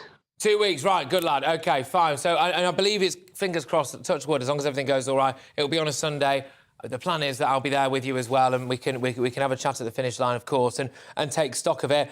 My Dream Boys thing is going to be now taking place in September. This is the way things goes, unfortunately. It's just the logistics of it all. It's nobody's fault. It's the way it is. But we're going to do it. Don't worry. We're obviously are definitely going to do it. And if anything, it gives us a bit more time to raise a bit more cash. So it's not the end of the world. But look, Nathan, I just want to say thank you so much, mate. And I think on behalf of everyone here, and keep going. And best of luck, Nathan Dunn, everybody. Well done, mate. Good stuff. Well done. Well done. Well done. Hey, good lad, good lad. OK, well, there we go. Well, look, if you can donate, please do. Justgiving.com/fundraising/Challenge Christys. If we can get a few more £100 in the can by the end of this night, OK? And I know it's all down to you. I know times are tough, cost of living, etc. But look, if you've got a few quid spare, that'd mean the world to both me, Nathan, and people who are struggling out there at the moment. That's justgiving.com/fundraising/Challenge Christys. But we're moving on from that now, people. It's the hottest day of the year so far, that's right. So why not trot merrily along to your nearest ice cream van or parlour and have yourself a 99 cone, for example? Well, you might stumble at the first hurdle, actually, because it's been reported there's a shortage, get this, of 99 flakes, a national scandal, everybody. Supply chain issues also mean that many ice cream and gelato sellers are struggling to get hold of other key ingredients, with prices from suppliers absolutely skyrocketing. Well, joining me to discuss why the ice cream and gelato trade is experiencing a bit of a meltdown, see what we did there, on the hottest day of the year is head chef at Snowflake Gelato. It's Paolo Riviercia. How are you, Paolo? I'm good. How are you, Patrick? I'm good. So a busy day for you, sir, was it? Very busy. As you can see, the temperature, they're absolutely high. So best day ever for us to sell some ice creams. Good, but there was a problem, wasn't there? What's been the problem? A massive problem in the supply chain. Obviously, nobody's talking about, but the price lately of some ingredients is going skyrocket. And mainly, it's like a stabilizer that is affecting the dairy industry in general. Stabilizers, the product that you need to make like cream cheese, yogurt, and especially ice creams. So we've been affecting from the cost of that, jumping from almost 125%. And as you can imagine, it's had a knock-on effect. It's been absolutely impossible for us to keep up with the cost of that. Well, the reason why I wanted to keep Aiden is because you've come dressed as an ice cream salesman. And so I'll tell you what, this is a great story. I've not seen it anywhere else. It's one hell of a scoop, I tell you. Oh, here he is, absolutely. No, but seriously, though, can I ask, do you sell a 99 for 99p? We don't. We tend like to stick ourselves with natural ingredient and obviously a gelato that is no ice cream. Natural ingredient, wherever possible, like 100%. Yeah. We use an organic milk from a Somerset farm that we've been using since day one Snowflake was invented. And I've been on board this fantastic journey since 2012. And obviously in August, we are going to celebrate our 10th anniversary. Fantastic. So looking very forward to make more people happy around London. We'll have to do something with that. We'll have to do something for your 10-year anniversary, not just because I want to eat a load of ice cream, of course, but what's your favourite flavour? I love the sea salted caramel. Really? It's been awarded at the Great Taste Award. And in 2014, now raspberry sorbet has been awarded Supreme Champion out of 10,000 products. And I was there to celebrate the victory for Snowflake, obviously. What's your favourite flavour, mate? Choco mint, actually. Choco mint, yes. I'm a big fan of that. Freshens your breath. Or pistachio. Yeah, that's all right. Pistachio's all right for me. It's one of those newfangled ones, isn't it, actually? But no, salted caramel, yeah, absolutely. I'll go with that. So do you do... So talk me through what you actually do. You don't do your ice cream vans, you do your shops? No, we supply people who as well has ice cream vans. We get the milk inside unpasteurized. That is something not many people out there does. So we get the milk in unpasteurized, organic, raw. Yeah. We pasteurize ourselves. We have our magic recipe. Your magic recipe? Obviously, that's... I can't share with you. Is it a secret by any chance? It is a secret. Is it? Yeah. Is it a family recipe, is it? Kind of. Yeah. It's coming from Italy, but it's not family recipe. However, obviously, to create this magic recipe, we need to have this expensive stabilizer we were talking at the beginning. Yeah. And supply chain has been absolutely a disruption around the world. And we just come to the realization of that, not just after Brexit, but the war in Ukraine didn't make things better either. No, so, but you know what I must say, on a hot day, or indeed any day, so I'm from the north of England, I'm from Manchester, so we never have a hot day. Oh, we just open up today. Where? In Trafford Centre. Trafford Centre, you can't miss in the Trafford Centre, mate. Opened in 1998, the Trafford Centre. Good stuff, good, weird. Well, it's a property, you'll know all about it. But no, the Trafford Centre, that's going to be... But can I just say, just the amount of joy, genuinely, that ice cream brings to people. I know this might sound a bit pathetic, it's true. The amount of joy ice cream brings to people. You make people happy, mate. Behind the scene, obviously. Yes, I do. We always say our motto is you can buy happiness, but you can buy an ice cream. He's got it all, this guy. Right, so can we do something? So, here, it's called Friday Night Feast, OK? So, when's your 10-year anniversary? Is in August. August, right, not too long away. So I'll tell you what we're going to do. For your 10-year anniversary, right, we'll do a special with you. We'll either do it from the ice cream parlour or we'll bring some stuff in. We'll make a scene out of it. Is that all right? Very welcome. Good lad. Thank you very much for coming on the show, mate, and all the best to you. I hope this supply should sort itself out, of course. That was head chef at Snowflake Gelato, is Paolo Rivieco. Have I pronounced your surname correctly? Because I feel bad about it. Rivieco. OK, sorry, mate. Sorry. It's all right. I'm just a poor, simple northern monkey. There we go. Right, OK. Look, anyway, a spokesperson for Mondelez International, the parent company of Cadbury, says we are experiencing some global supply chain disruptions. This means we're experiencing some short-term stock challenges on Flake 99. We're working and will continue to work to resolve the situation, which is obviously something that Paolo was kind of echoing there, really. So it really is a nationwide issue. But I hope you, ladies and gentlemen at home, if you're listening on your radio, you're watching online, whatever you're doing, you managed to get yourself a nice soothing ice cream today on what was really the hottest day of the year. But next, we'll ask whether it's time for the rest of the UK to finally declare independence from Scotland. Take it out of their hands, OK? And I'll have a good look around your parts as well. I'll see you in two. See you in a bit.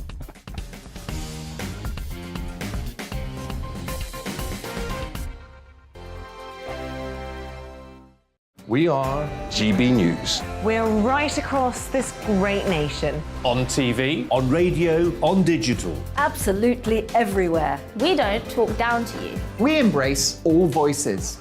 With honest and civilised conversation. We're not part of the establishment. We're one of you. And we're only getting started. Join us on GB News, the People's Channel. Britain's news channel.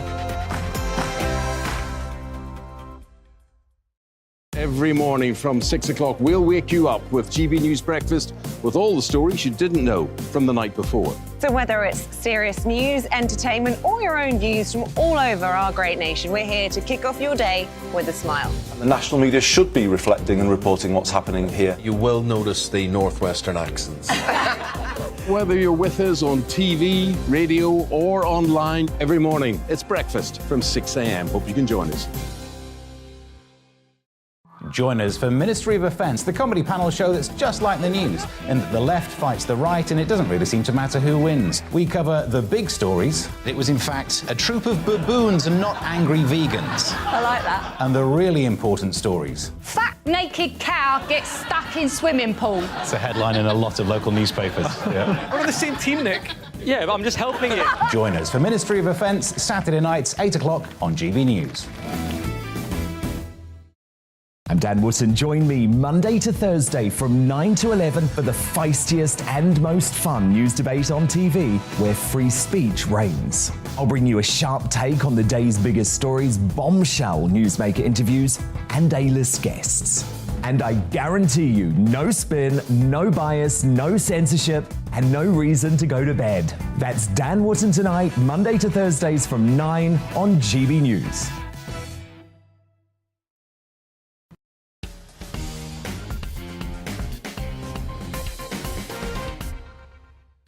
Welcome back, everybody. If you could see what went on in the breaks here, then, well, probably more of you watching. Welcome back to Friday Night Feast with me, Patrick Christys. This week, in true sore loser fashion, Nicola Sturgeon announced the second ever, once-in-a-lifetime Scottish independence referendum. They're aiming to host the new vote as soon as 2023. So here's the deal, OK? Scotland is stronger within the Union in terms of global relevance and economic strength. We share a deep, rich history of the UK's separate nations supporting one another, leaning on each other. So what's the point in going? Scotland has been ravaged by, harshly, very much, by Chairman Sturgeon, treating the Highlands like her own personal COVID gulag. So instead of fixing the mess, she and her merry band of nationalists, of course, little Nicky, the world's best Elton John impersonator, has decided to blame England for all of her problems. The Scottish Conservative leader Douglas Ross said that the First Minister's priorities were, quote, all wrong, and she should instead focus on issues such as COVID recovery, closing the attainment gap. Oh, I don't know, maybe the fact that basically Scotland's got one of Europe's worst ever drug and drink problems and all of the stuff that's going on over there. But that, to me, makes a lot more sense than trying to make a reasonable argument as to why all local businesses should flock to London. Joining me now is Scottish Conservative MSP Murdo Fraser. Thank you very, very much for joining us. Now, look, Murdo, forgive me. I'm starting to wonder whether or not the rest of the UK should vote to leave Scotland. I think if you look at the performance of certain SNP politicians like Ian Blackford in the House of Commons, they seem to be designed to rile up people across the rest of the UK to such an extent that they say, take these people away from us, because we've had enough of seeing them in Westminster. But I think in a more hard-headed analysis, people will see if Scotland leaves the UK, we lose roughly a third of the landmass of Great Britain, probably around half of our territorial waters. We lose the magnificent resource that is Scottish fishing waters. We lose the opportunities from North Sea oil and gas, still there despite Nicola Sturgeon's best efforts. We lose the potential for renewable energy from Scotland's coasts and in the North Sea and the Atlantic. We lose access to barrier-free trade for Scotch whisky and Scotch salmon, all these fantastic exports. The opportunity to study at some of the world's greatest universities in Scotland, and the joy of having Scots as part of the British nation. Why would you want to throw that away? No, I understand, although, I mean, I must say that some of the joy of having Scots as part of our nation occasionally is a bit lost to me when I drive down that motorway or up that motorway, I must say, and there's a lot of people there with the flags. I thought they were giving me a big hello, and I started waving at them and flashing my, and then I just got the finger by a lot of them, and I thought, oh, OK, fair enough. But, no, on a serious note, I want to nail my colours to the mast. I am desperate for Scotland not to leave, OK? I really am desperate. I think it would be a crying shame for all of the reasons that you've just outlined there, and also just because I don't want it. And I think... And not just that as well, for all joking aside and national jesting and national jousting, as it were, Scotland, I think, is a beautiful place. I love the Scottish people, and I think it would be a tremendous loss to the rest of the UK if Scotland did decide to leave. But Nicola Sturgeon is doing her best to make it happen, isn't she? I mean, could she actually run that country on her own? Like, if we voted for it tomorrow, if they voted for it tomorrow, what would that be like? Would it work? I think it would be chaos. I mean, first thing to say about this is, everybody's talking about a relaunch of the independence campaign. It's never gone away. In every year since 2016, we've had a launch of a new referendum campaign. It's like Groundhog Day in Scotland. Every year, once more, we have a referendum campaign launched. We are promised a referendum will take place within 18 months, and it never, of course, happens. If we want to see what an independent Scotland would be like, we only have to look at the track record of the SNP, who've now been in power in Scotland for the last 15 years. And what have we seen? The Scottish economy is going backwards. We see education in Scotland, once regarded as among the best in the world, slipping down the international league tables, huge problems in our NHS, the worst drug deaths in Europe under the SNP's watch, infrastructure failing, 2 new ferries on which we've spent £250 million now may never actually land up in the water, a whole host of issues where the SNP, using the limited powers they have under devolution, have failed Scotland. Why would you trust these people with even more power? The experience of them in government tells us it would be an absolute disaster. And that's not to take account of the fact you'd be creating a hard border between Scotland and England. So you think Brexit's bad, independence would be 10 times worse. Can I just say, sorry, because we're running out of time here, Modo, but can I just say there's a couple of things here that really mean a lot to me on this particular issue, right? The first thing is, of course, actually the calibre of the Scottish leadership, I suppose, really. And I look at people like Alan Smith, OK, who is, of course, a member of Parliament. He was born in Glasgow, this guy. As far as I can tell, the best thing about him is the fact that he can move one of his eyebrows and that just stays up there the whole time, like some kind of creepy weirdo, OK? But, actually, the idea that he would be in charge of running my bath, let alone my constituency, is absolutely terrifying. But can I just put something to you?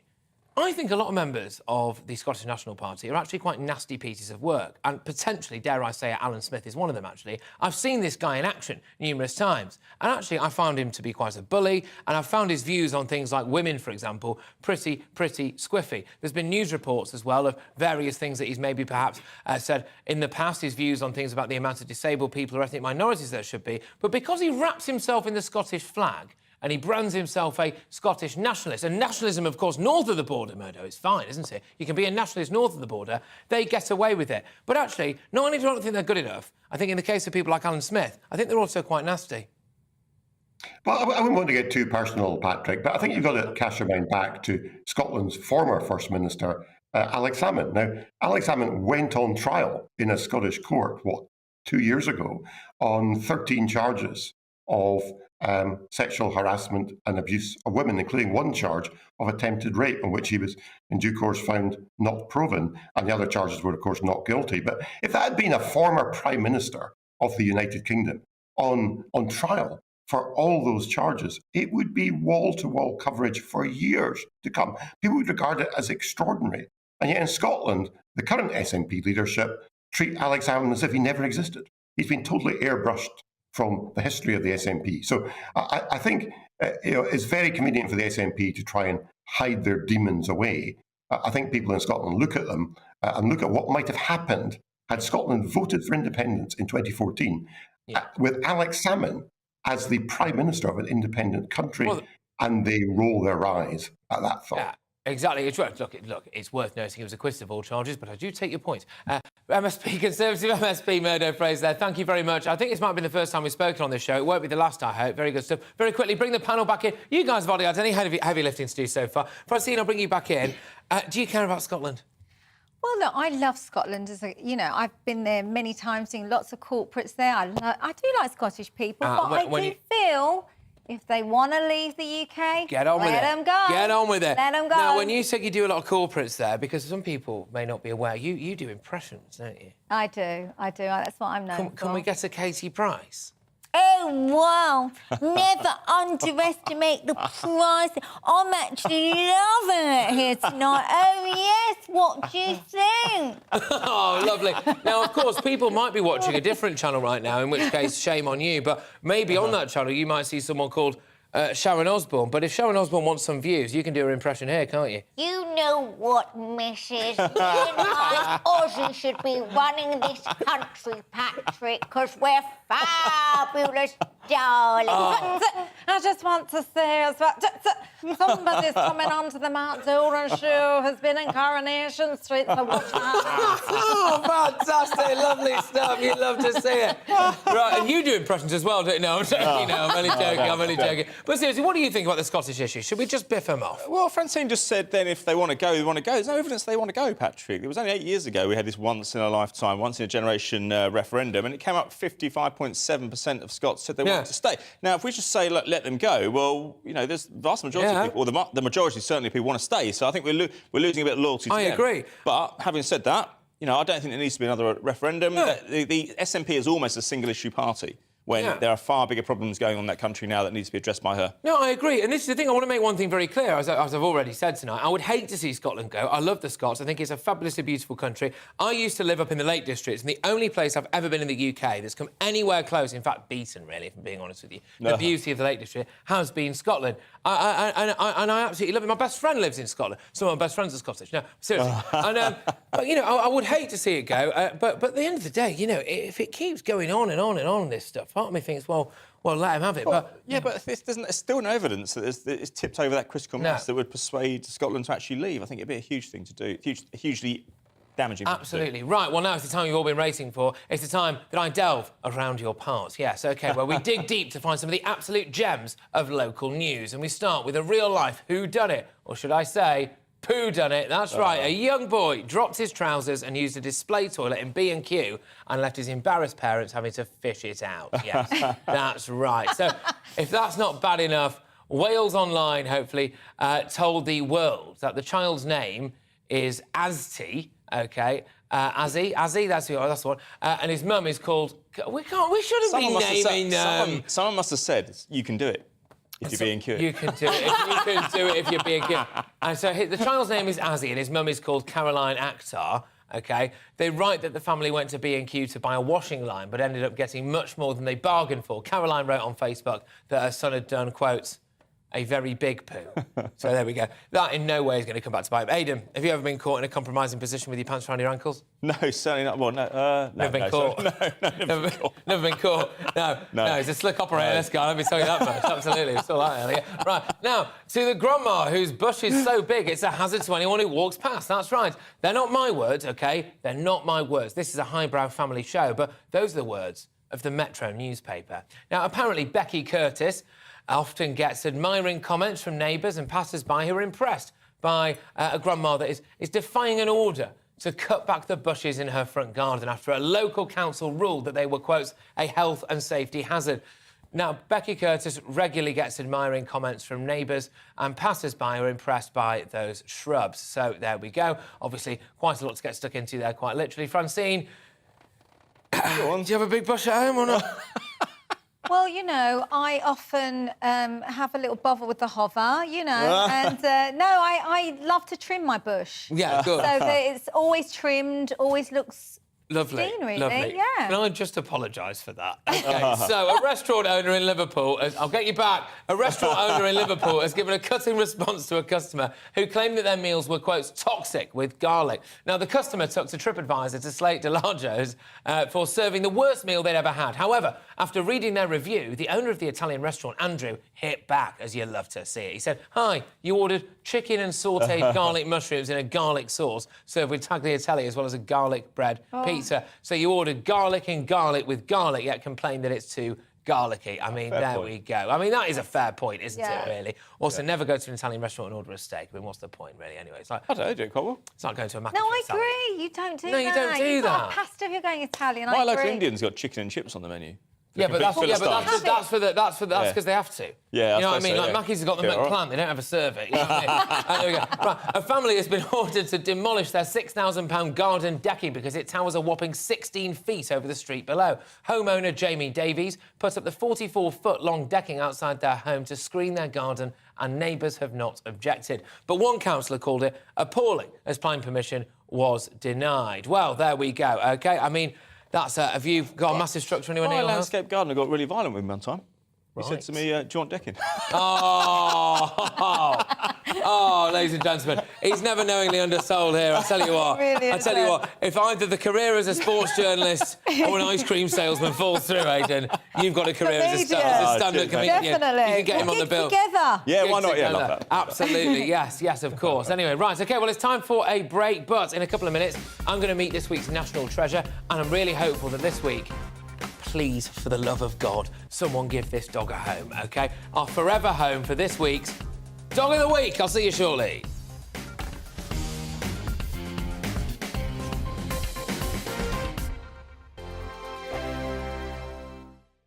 We are GB News. We're right across this great nation. On TV, on radio, on digital. Absolutely everywhere. We don't talk down to you. We embrace all voices. With honest and civilised conversation. We're not part of the establishment. We're one of you. And we're only getting started.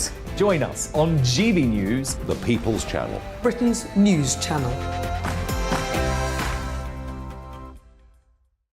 Every morning from 6 o'clock, we'll wake you up with GB News Breakfast with all the stories you didn't know from the night before. So whether it's serious news, entertainment, or your own views from all over our great nation, we're here to kick off your day with a smile. And the national media should be reflecting and reporting what's happening here. You will notice the northwestern accents. Whether you're with us on TV, radio, or online, every morning, it's breakfast from 6 a.m. Hope you can join us. Join us for Ministry of Offence, the comedy panel show that's just like the news, in that the left fights the right and it doesn't really seem to matter who wins. We cover the big stories. It was in fact a troop of baboons and not angry vegans. I like that. And the really important stories. Fat naked cow gets stuck in swimming pool. It's a headline in a lot of local newspapers. Yeah. We're on the same team, Nick. Yeah, but I'm just helping you. Join us for Ministry of Offence, Saturday nights, 8 o'clock on GB News. I'm Dan Wootton. Join me Monday to Thursday from 9 to 11 for the feistiest and most fun news debate on TV, where free speech reigns. I'll bring you a sharp take on the day's biggest stories, bombshell newsmaker interviews, and A-list guests. And I guarantee you, no spin, no bias, no censorship, and no reason to go to bed. That's Dan Wootton tonight, Monday to Thursdays from 9 on GB News.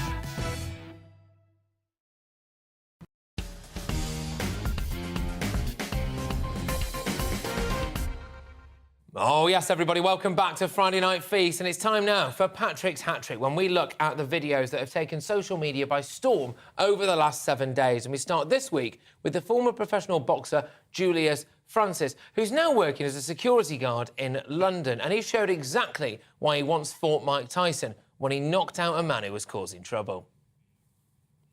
So here we see is an absolute nutter outside a particular place. It's Box Park, I believe, in London. It's in Croydon, I think. He's in Croydon, there you go. So. And look, he's just starting on people. He's just being ridiculous. And bang, there he is. Have a bit of that. There you go. As clean as you like, as clean as a whistle. I interviewed him once. Did you? How was that? Yeah, it was really good, actually. It was a bit of a lull for the British heavyweight division, but... you wouldn't tell that's the guy on the floor. No, exactly. But no, he was a really good guy, though, seriously. And he's done everyone a public service there. He has done everyone a public service. That guy, and I'll just say it, wanted knocking out. Anyway, for those listening on radio, there's a fella acting aggressively, but he ends up biting off more than he can chew. Julius Francis has had enough of him. He shows why he was once the British heavyweight champion and the current world champion at the time. The current world champion, Tyson Fury, I should say, said that it was a great right hand and it was a good life lesson. I'm inclined to believe him. Now, Aidan, obviously, I imagine lots of people have wanted to do that to you down the years. Yeah. In fact, you get chinned a lot? No, not that often. I'm trying to think. I was at Liverpool Echo on work experience some years ago, and I went on a death knock. So I can be serious for a moment here. So you know what I'm talking about. You've done local papers. Yeah. And then chief reporter said to me, now, what you have to do is you go to this house and someone has been a victim, a fatality usually, and he said to me, chief reporter, he said, right, you'll go to the family, you'll need to give pictures, or you need to get pictures, you need to get a story of what happened. You'll either get invited in for a rich tea, or you get decked. Thankfully, it was rich tea. Oh, good stuff. Yeah. So have you ever hit anyone? Do you know what? I don't like a fight, but one would say one of them simply the best, you know. I give up boxing because I was losing, but I always thought I could beat any man with one hand. Unfortunately, the last guy had two. Oh, there it is. And in case you're wondering, ladies and gentlemen, that was Chris Eubank. Right, OK.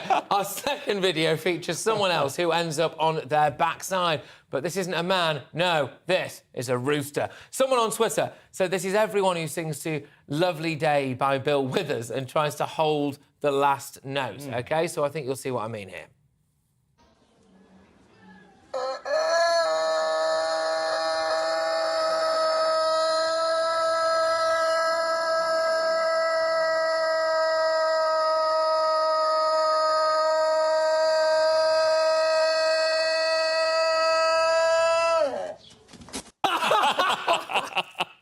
Oh, that really got me. If you're listening on radio, the rooster falls over at the end. Is that, do yourselves a favour and have a look at that. Now, Francine, that's you on a Saturday night in a karaoke bar, isn't it? Sure, I love a bit of karaoke. What's your go-to karaoke song? Oh, it's got to be Greatest Love of All by Whitney. Oh, really? Oh, yeah, and I also love... oh, baby, do you know what it's Oh, that's Belinda Carlisle, Yes. 1988. Yes, Yes, love fantastic. it. I'm dad dancing. Love to it. this now. Oh, You love yeah. it. You love it. Right, OK. I did karaoke in Barbados 2003, if I can just take back there, Rick. Yeah, Astley, Never Gonna Give You Up. Really? Yeah. Oh, I'm a star of good. karaoke. Absolutely love it. Really? Yeah. Oh, nice. OK. Yeah, you can't get me off the stage. My rendition of Biggie Smalls' Juicy doesn't go down that well. Our final video features someone who we can safely say is a brave girl. Well, that's what she reckons anyway. And listen out for the man's reaction to what happens next. Kanye. I can make her, yeah. Oh. I'm alright, I'm a brave girl. No, I'm a brave girl. I'm just a brave girl. Oh, my days. Oh, bless her. Again, if you're listening on radio, she's just run smack into a wing mirror and she's shown a better chin than that guy that the other lad knocked out, to be fair. So, Julius Francis. Well done there, Julius Francis. Well done. Right, OK, ladies and gentlemen, without further dither and delay, it's time to meet this week's National Treasure. Now, the North West Pre-Hospital Critical Care Charity has expanded its service to do whatever it can to save more lives. Now, the charity, formerly known as the Cheshire and Shropshire Immediate Care Group, has been saving lives since its inception in 1973. The charity responds at the request of the North West Ambulance Service to provide additional support and expertise on the scene of serious traumatic and medical incidents. Volunteer doctors and specialist paramedics give up their time to respond either from home or as part of a team to bring additional skills to patients who may really be critically injured or unwell. And I'm delighted now to be joined by two members of the NWPCCC, I hope that's correct, Scott Beattie and Carl Oates. A huge warm welcome to you both. Thank you very, very much. All our national treasures get a clap on the way in and on the way out. So there we go, ladies and gentlemen. Yeah, national treasures here. Well, look, Scott, I'll start with you. Scott, how did you get involved with this then? Thanks very much for having us. Yeah, I got involved, I guess. I developed my interest in medicine through medical school, and I liked developing all my skills. And what I realised was that I had specialist skills which I could use to help the community. So I very much looked for a charity and found basics, and it allowed me to use my skills for the community benefits. And so I've taken it from there, and I'm now fortunate to be able to work with the Air Ambulance, but then also with the North West Pre-Hospital Critical Care Charity to deliver treatment to patients and help the ambulance service. You know, now, full disclosure, you're from quite near my neck of the woods. I grew up in Wilmslow, so it's not a million miles away, I think, from where you guys are based. Yeah, you can tell, obviously. But yes, Carl, I'll lob it over to you. So your role, Carl, is what exactly? So my role is to try and bring donations and money into the charity. The fantastic work that my colleagues do isn't, unfortunately, funded through the NHS. They've got an awful lot on their plate. So my role is to go to the business community to attract donations and to attract money into the charity so that we can grow and operate sustainably. But exactly. No, that's the main thing, isn't it, really? Trying to whip up a bit of business as well. And can I just say, Scott, as well, can you just talk to me about the practical realities of it? So I imagine, let's say, look, I don't know, like I'm in a car crash, so it's serious, OK? So I'm critically ill. And what is it? So the ambulance crews can't always have the resources to get there on time. So do you bridge that gap? Is that how it works? Yeah, it can be. So we can respond to our local vicinity. So it might be that the incident is very local to us, But it might also be that we can bring enhanced skills to deliver the care that patients need. And so we very much can start to bring some critical care skills from the hospital and deliver them at the roadside, really to try and ensure that we look after patients as best as we can from as early on in their journey, and we can get them into hospital as quick as we can with whatever they need. And so we bring enhanced care skills which can augment what some ambulance crews can deliver. We can work with colleagues in the ambulance service who also deliver enhanced care. So we just really give the patients the best chance at recovery. Absolutely. And Scott, can I ask? Sorry, Carl, I should say. Sorry, Carl. Why did you decide to get really first involved in this? And what did it for you? So I know one of the doctors who volunteers his time. He's a family friend of my wife and I. He has been for some time. So knowing how hard he works, knowing that he actually puts personal money into this and time into this, I just kind of thought, hang on a sec. I'm a small business owner. You know, we do okay. I'm surrounded by business owners that do well. And as cheesy as it sounds, it just was a massive opportunity to give something back and help people that are doing fantastic work. And maybe one day it might be me or my family that might need their life saving. So it's important to help. 100%. And can you just give us the tip, Carl? If anyone's watching this right now and they want to donate, how can they do it? They can do it through our social media channels. They can do it through our website. We're on LinkedIn, or you can call us. So our details are on the internet as well. And Scott, can I just ask as well? I mean, I don't understand how people like you do what you do. OK, I mean, the last person, if in case it wasn't immediately obvious, chaps, the very last person that you would want in your time of absolute crisis would be moi, OK? But you clearly are just brilliant at what you do. Do you ever go home and take stock of what you do and think, goodness me, I've saved a life there? Or does it just all wash over you, mate? No, I think we all go home and I think we all ensure that we have got people that we can talk to and we can run through. We're a really close team. So it might be we go home and speak to our loved ones and our support networks, but equally we go home and chat to our friends and our colleagues, and we run through the jobs. So very much, it does promote. We do think about what we've been through, what we've gone through, but we've got a really healthy way of dealing with it. And we feel very fortunate that we can deliver that care and that what we've done, we know is in the patient's best interest, and we've given them the best hope that they can have. Look, absolutely. And both of you, Scott Beattie there, of course, and Carl Oates, you get a clap on the way in, you get a clap on the way out as well. You are this week's national treasure. Well done, everybody. Fantastic stuff. And thank you so much for all that you do. Thank you. You are great people. Well done. At the NWPCCC. There we go. Right, OK, so we're moving on from that. National treasure is done and dusted. It's time now, ladies and gentlemen, for Dog of the Week. That's right. OK, so... He could I thought you were pointing at me. No, of course. Would I do such a thing? He could put the wag into the Wagatha Christie trial and you'd be barking mad not to take him home. That's right. It's time now. Yeah, it's a bit rough, absolutely. It's time now. Can we just pause for a second? It's time now to meet Vince. That's right, ladies and gentlemen. Now, Vince is greying face. May give the game away that he's a slightly older boy, but at 10 years and 9 months, this Staffordshire Bull Terrier is still very active, OK? And he loves to be on the go. He's there eating his ice cream, as we can see. He's very much on the move, and he's a happy chappy with a very waggy tail. And what's not to love him? Rolling around in the glass with his belly out. Oh, my gosh, I love Vince. OK, but Katie Bull. Katie Bull is the Welfare and Adoption Officer at Hope Rescue, and she joins us right now. Katie, oh, how are you, Katie? All right? Yeah, I'm OK, thank you. You? Very well, thank you. My gosh, I mean, Vince, tell me about Vince. He's absolutely amazing. So he came to us a while back now. He first came into us as a stray, so unfortunately we didn't have much information on him when he came in. He did have a few health conditions when he came in, but we quickly got those resolved at the vets. And then a wonderful foster home came forward for him, as you can see him there living life in his foster home with his lovely hat on. And he's been thriving there ever since. He's just waiting now for that person to take him on his forever home. He's obviously a little bit older. He's 10 years and 9 months old, I believe. But do you think he's still got a good couple of years left in him? Oh, definitely, yeah. He's not slowing down yet. I say he's absolutely loving life. Yeah, even the older dogs, he still could have a good few years left in him yet, and he deserves that chance now to have that forever home for him.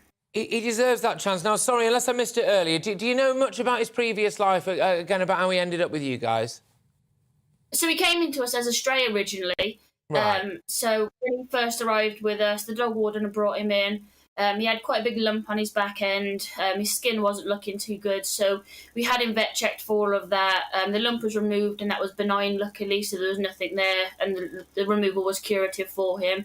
He's had a bit of ongoing skin medication, but other than that, he's doing really well, and he's a happy chap. Right. Okay. So and he's good with. Do you reckon he's all right with other dogs? He's a typical older man, so he doesn't want a young bouncy dog jumping on his head. Yeah, fair enough. Hey, I'm grumpy. I wouldn't want other dogs either. I'm an only child, so that's all fine by me. But if people want to get in touch with you, now, they've fallen in love with Vince. Okay, maybe there's someone, dare I say it, who's a little bit older themselves or whatever, and they think, I don't mind having an older dog. How do they get in touch with you? So if they go onto the website, you can have a quick read of his profile just to see kind of what we're looking for him. You can then put yourself in an application form, and then one of the chat then will have a chat to you about what he's ideally looking for and just go into a bit more information about him. And at Hope Rescue, have you got a lot of other dogs as well? Definitely, yeah. We're always full at the moment, so there's other dogs on the website as well if Vince isn't quite the right fit for yourself. Good stuff. Well, look, we'll speak again very soon. Keep us posted on Vince and give him a big cuddle from me, OK? All right, thank you so much. Great to have you on the show, Katie. Katie Bull there, of course, adoption officer at Hope Rescue. Quick chat, would you give Vince a home? Do you think I think he would. Not necessarily, no, I think he's a decent dog. He looks as if... I'm not a dog person. No, you're not, but you know what? I'm not really, but you're a solitary animal, aren't you? I would say so, but having said that, I would say I've probably paid more attention to dogs in the last few months, just because I think they bring the best out. Because of Dog of the Week, mate. Because of Dog of the Week. Not necessarily. Well, yeah, maybe that feeds into the narrative. Yeah. However, I do think that... I just think they bring out the best in people. Vince? Definitely. I've got a little Vinny. I've got Vinny. Your dog's called Vinny? He's a half Shih Tzu, half West, a shit West. But he is... Sounds like Kanye's latest skit. But he is... Actually, he's 10 years old, so he's also an old grumpy man. But do you know what? I don't generally like staffs. I know that sounds really bad, but he was so cute. He was Vince cute. was gorgeous. He Absolutely was cute. gorgeous. Absolutely. Give Vince a home. Right, now it's time for this. Yes, postperson Pat, again, just the right side of copyright law, OK? Now, a little earlier this hour, we discussed the SNP wanting another independence referendum, and Lawson said, it's not a case of England dumping Scotland. Please be assured the majority of Scots do not want independence. As a British Scot, it is evident the SNP and their supporters only think with their hearts and not their heads, and bizarrely believe Scotland is oppressed by England in the way Ukraine is oppressed by Russia. Sturgeon has destroyed Scotland, gosh, they carry on, politically, economically and morally. Lawson, so I'll tell you what, next time, tell us what you really think, mate, all right? OK, there we go. Now, excuse me, gosh. My Challenge Christys was the best yet, OK? It was me doing a loop-the-loop in an aeroplane. That was top drawer, OK? Some of the other ones I thought I could do those, but tonight, no way. Oh, good luck. Thank you, man. It means a lot. Jane said, I pity the radio listeners who can only hear you pulling and shouting, yes, yes, yes. And that's true. If you were listening on radio, it sounded like a man called Dave was giving me a massive orgasm. Now, we've just got enough time to give another plug to the charity that we're raising money for, and I'm trying to get as much cash in as possible for the mental health charity Mind. And I'm delighted to say that during this programme tonight, you lovely people have raised more than £1,000. Have a bit of that, everybody. Well done. Yes, amazing. Bringing our current total to £19,700. Look at us go. Brilliant. Look at you go. Thank you so much, people, for your generosity. That's a top effort, that is a top effort, that. 300 quid off the 20. We're 300 quid off the 20. If you add Nathan's Dunn's total to it, we're on 25.5, 27, so 26, something like that right now. Anyway, we need to get to 50. Thank you. JustGiving.com/fundraising/Challenge Christys. Right now, goodness gracious me, where's the time gone? Has anyone got a taxi for Christys? Taxi for Christys. Right, well, it's almost time for me to go, but first, this was the week when even bollards have started to get angry. Yes, look at that. You can see a very angry bollard. This was the week the Prime Minister thought he was Jabba the Hutt.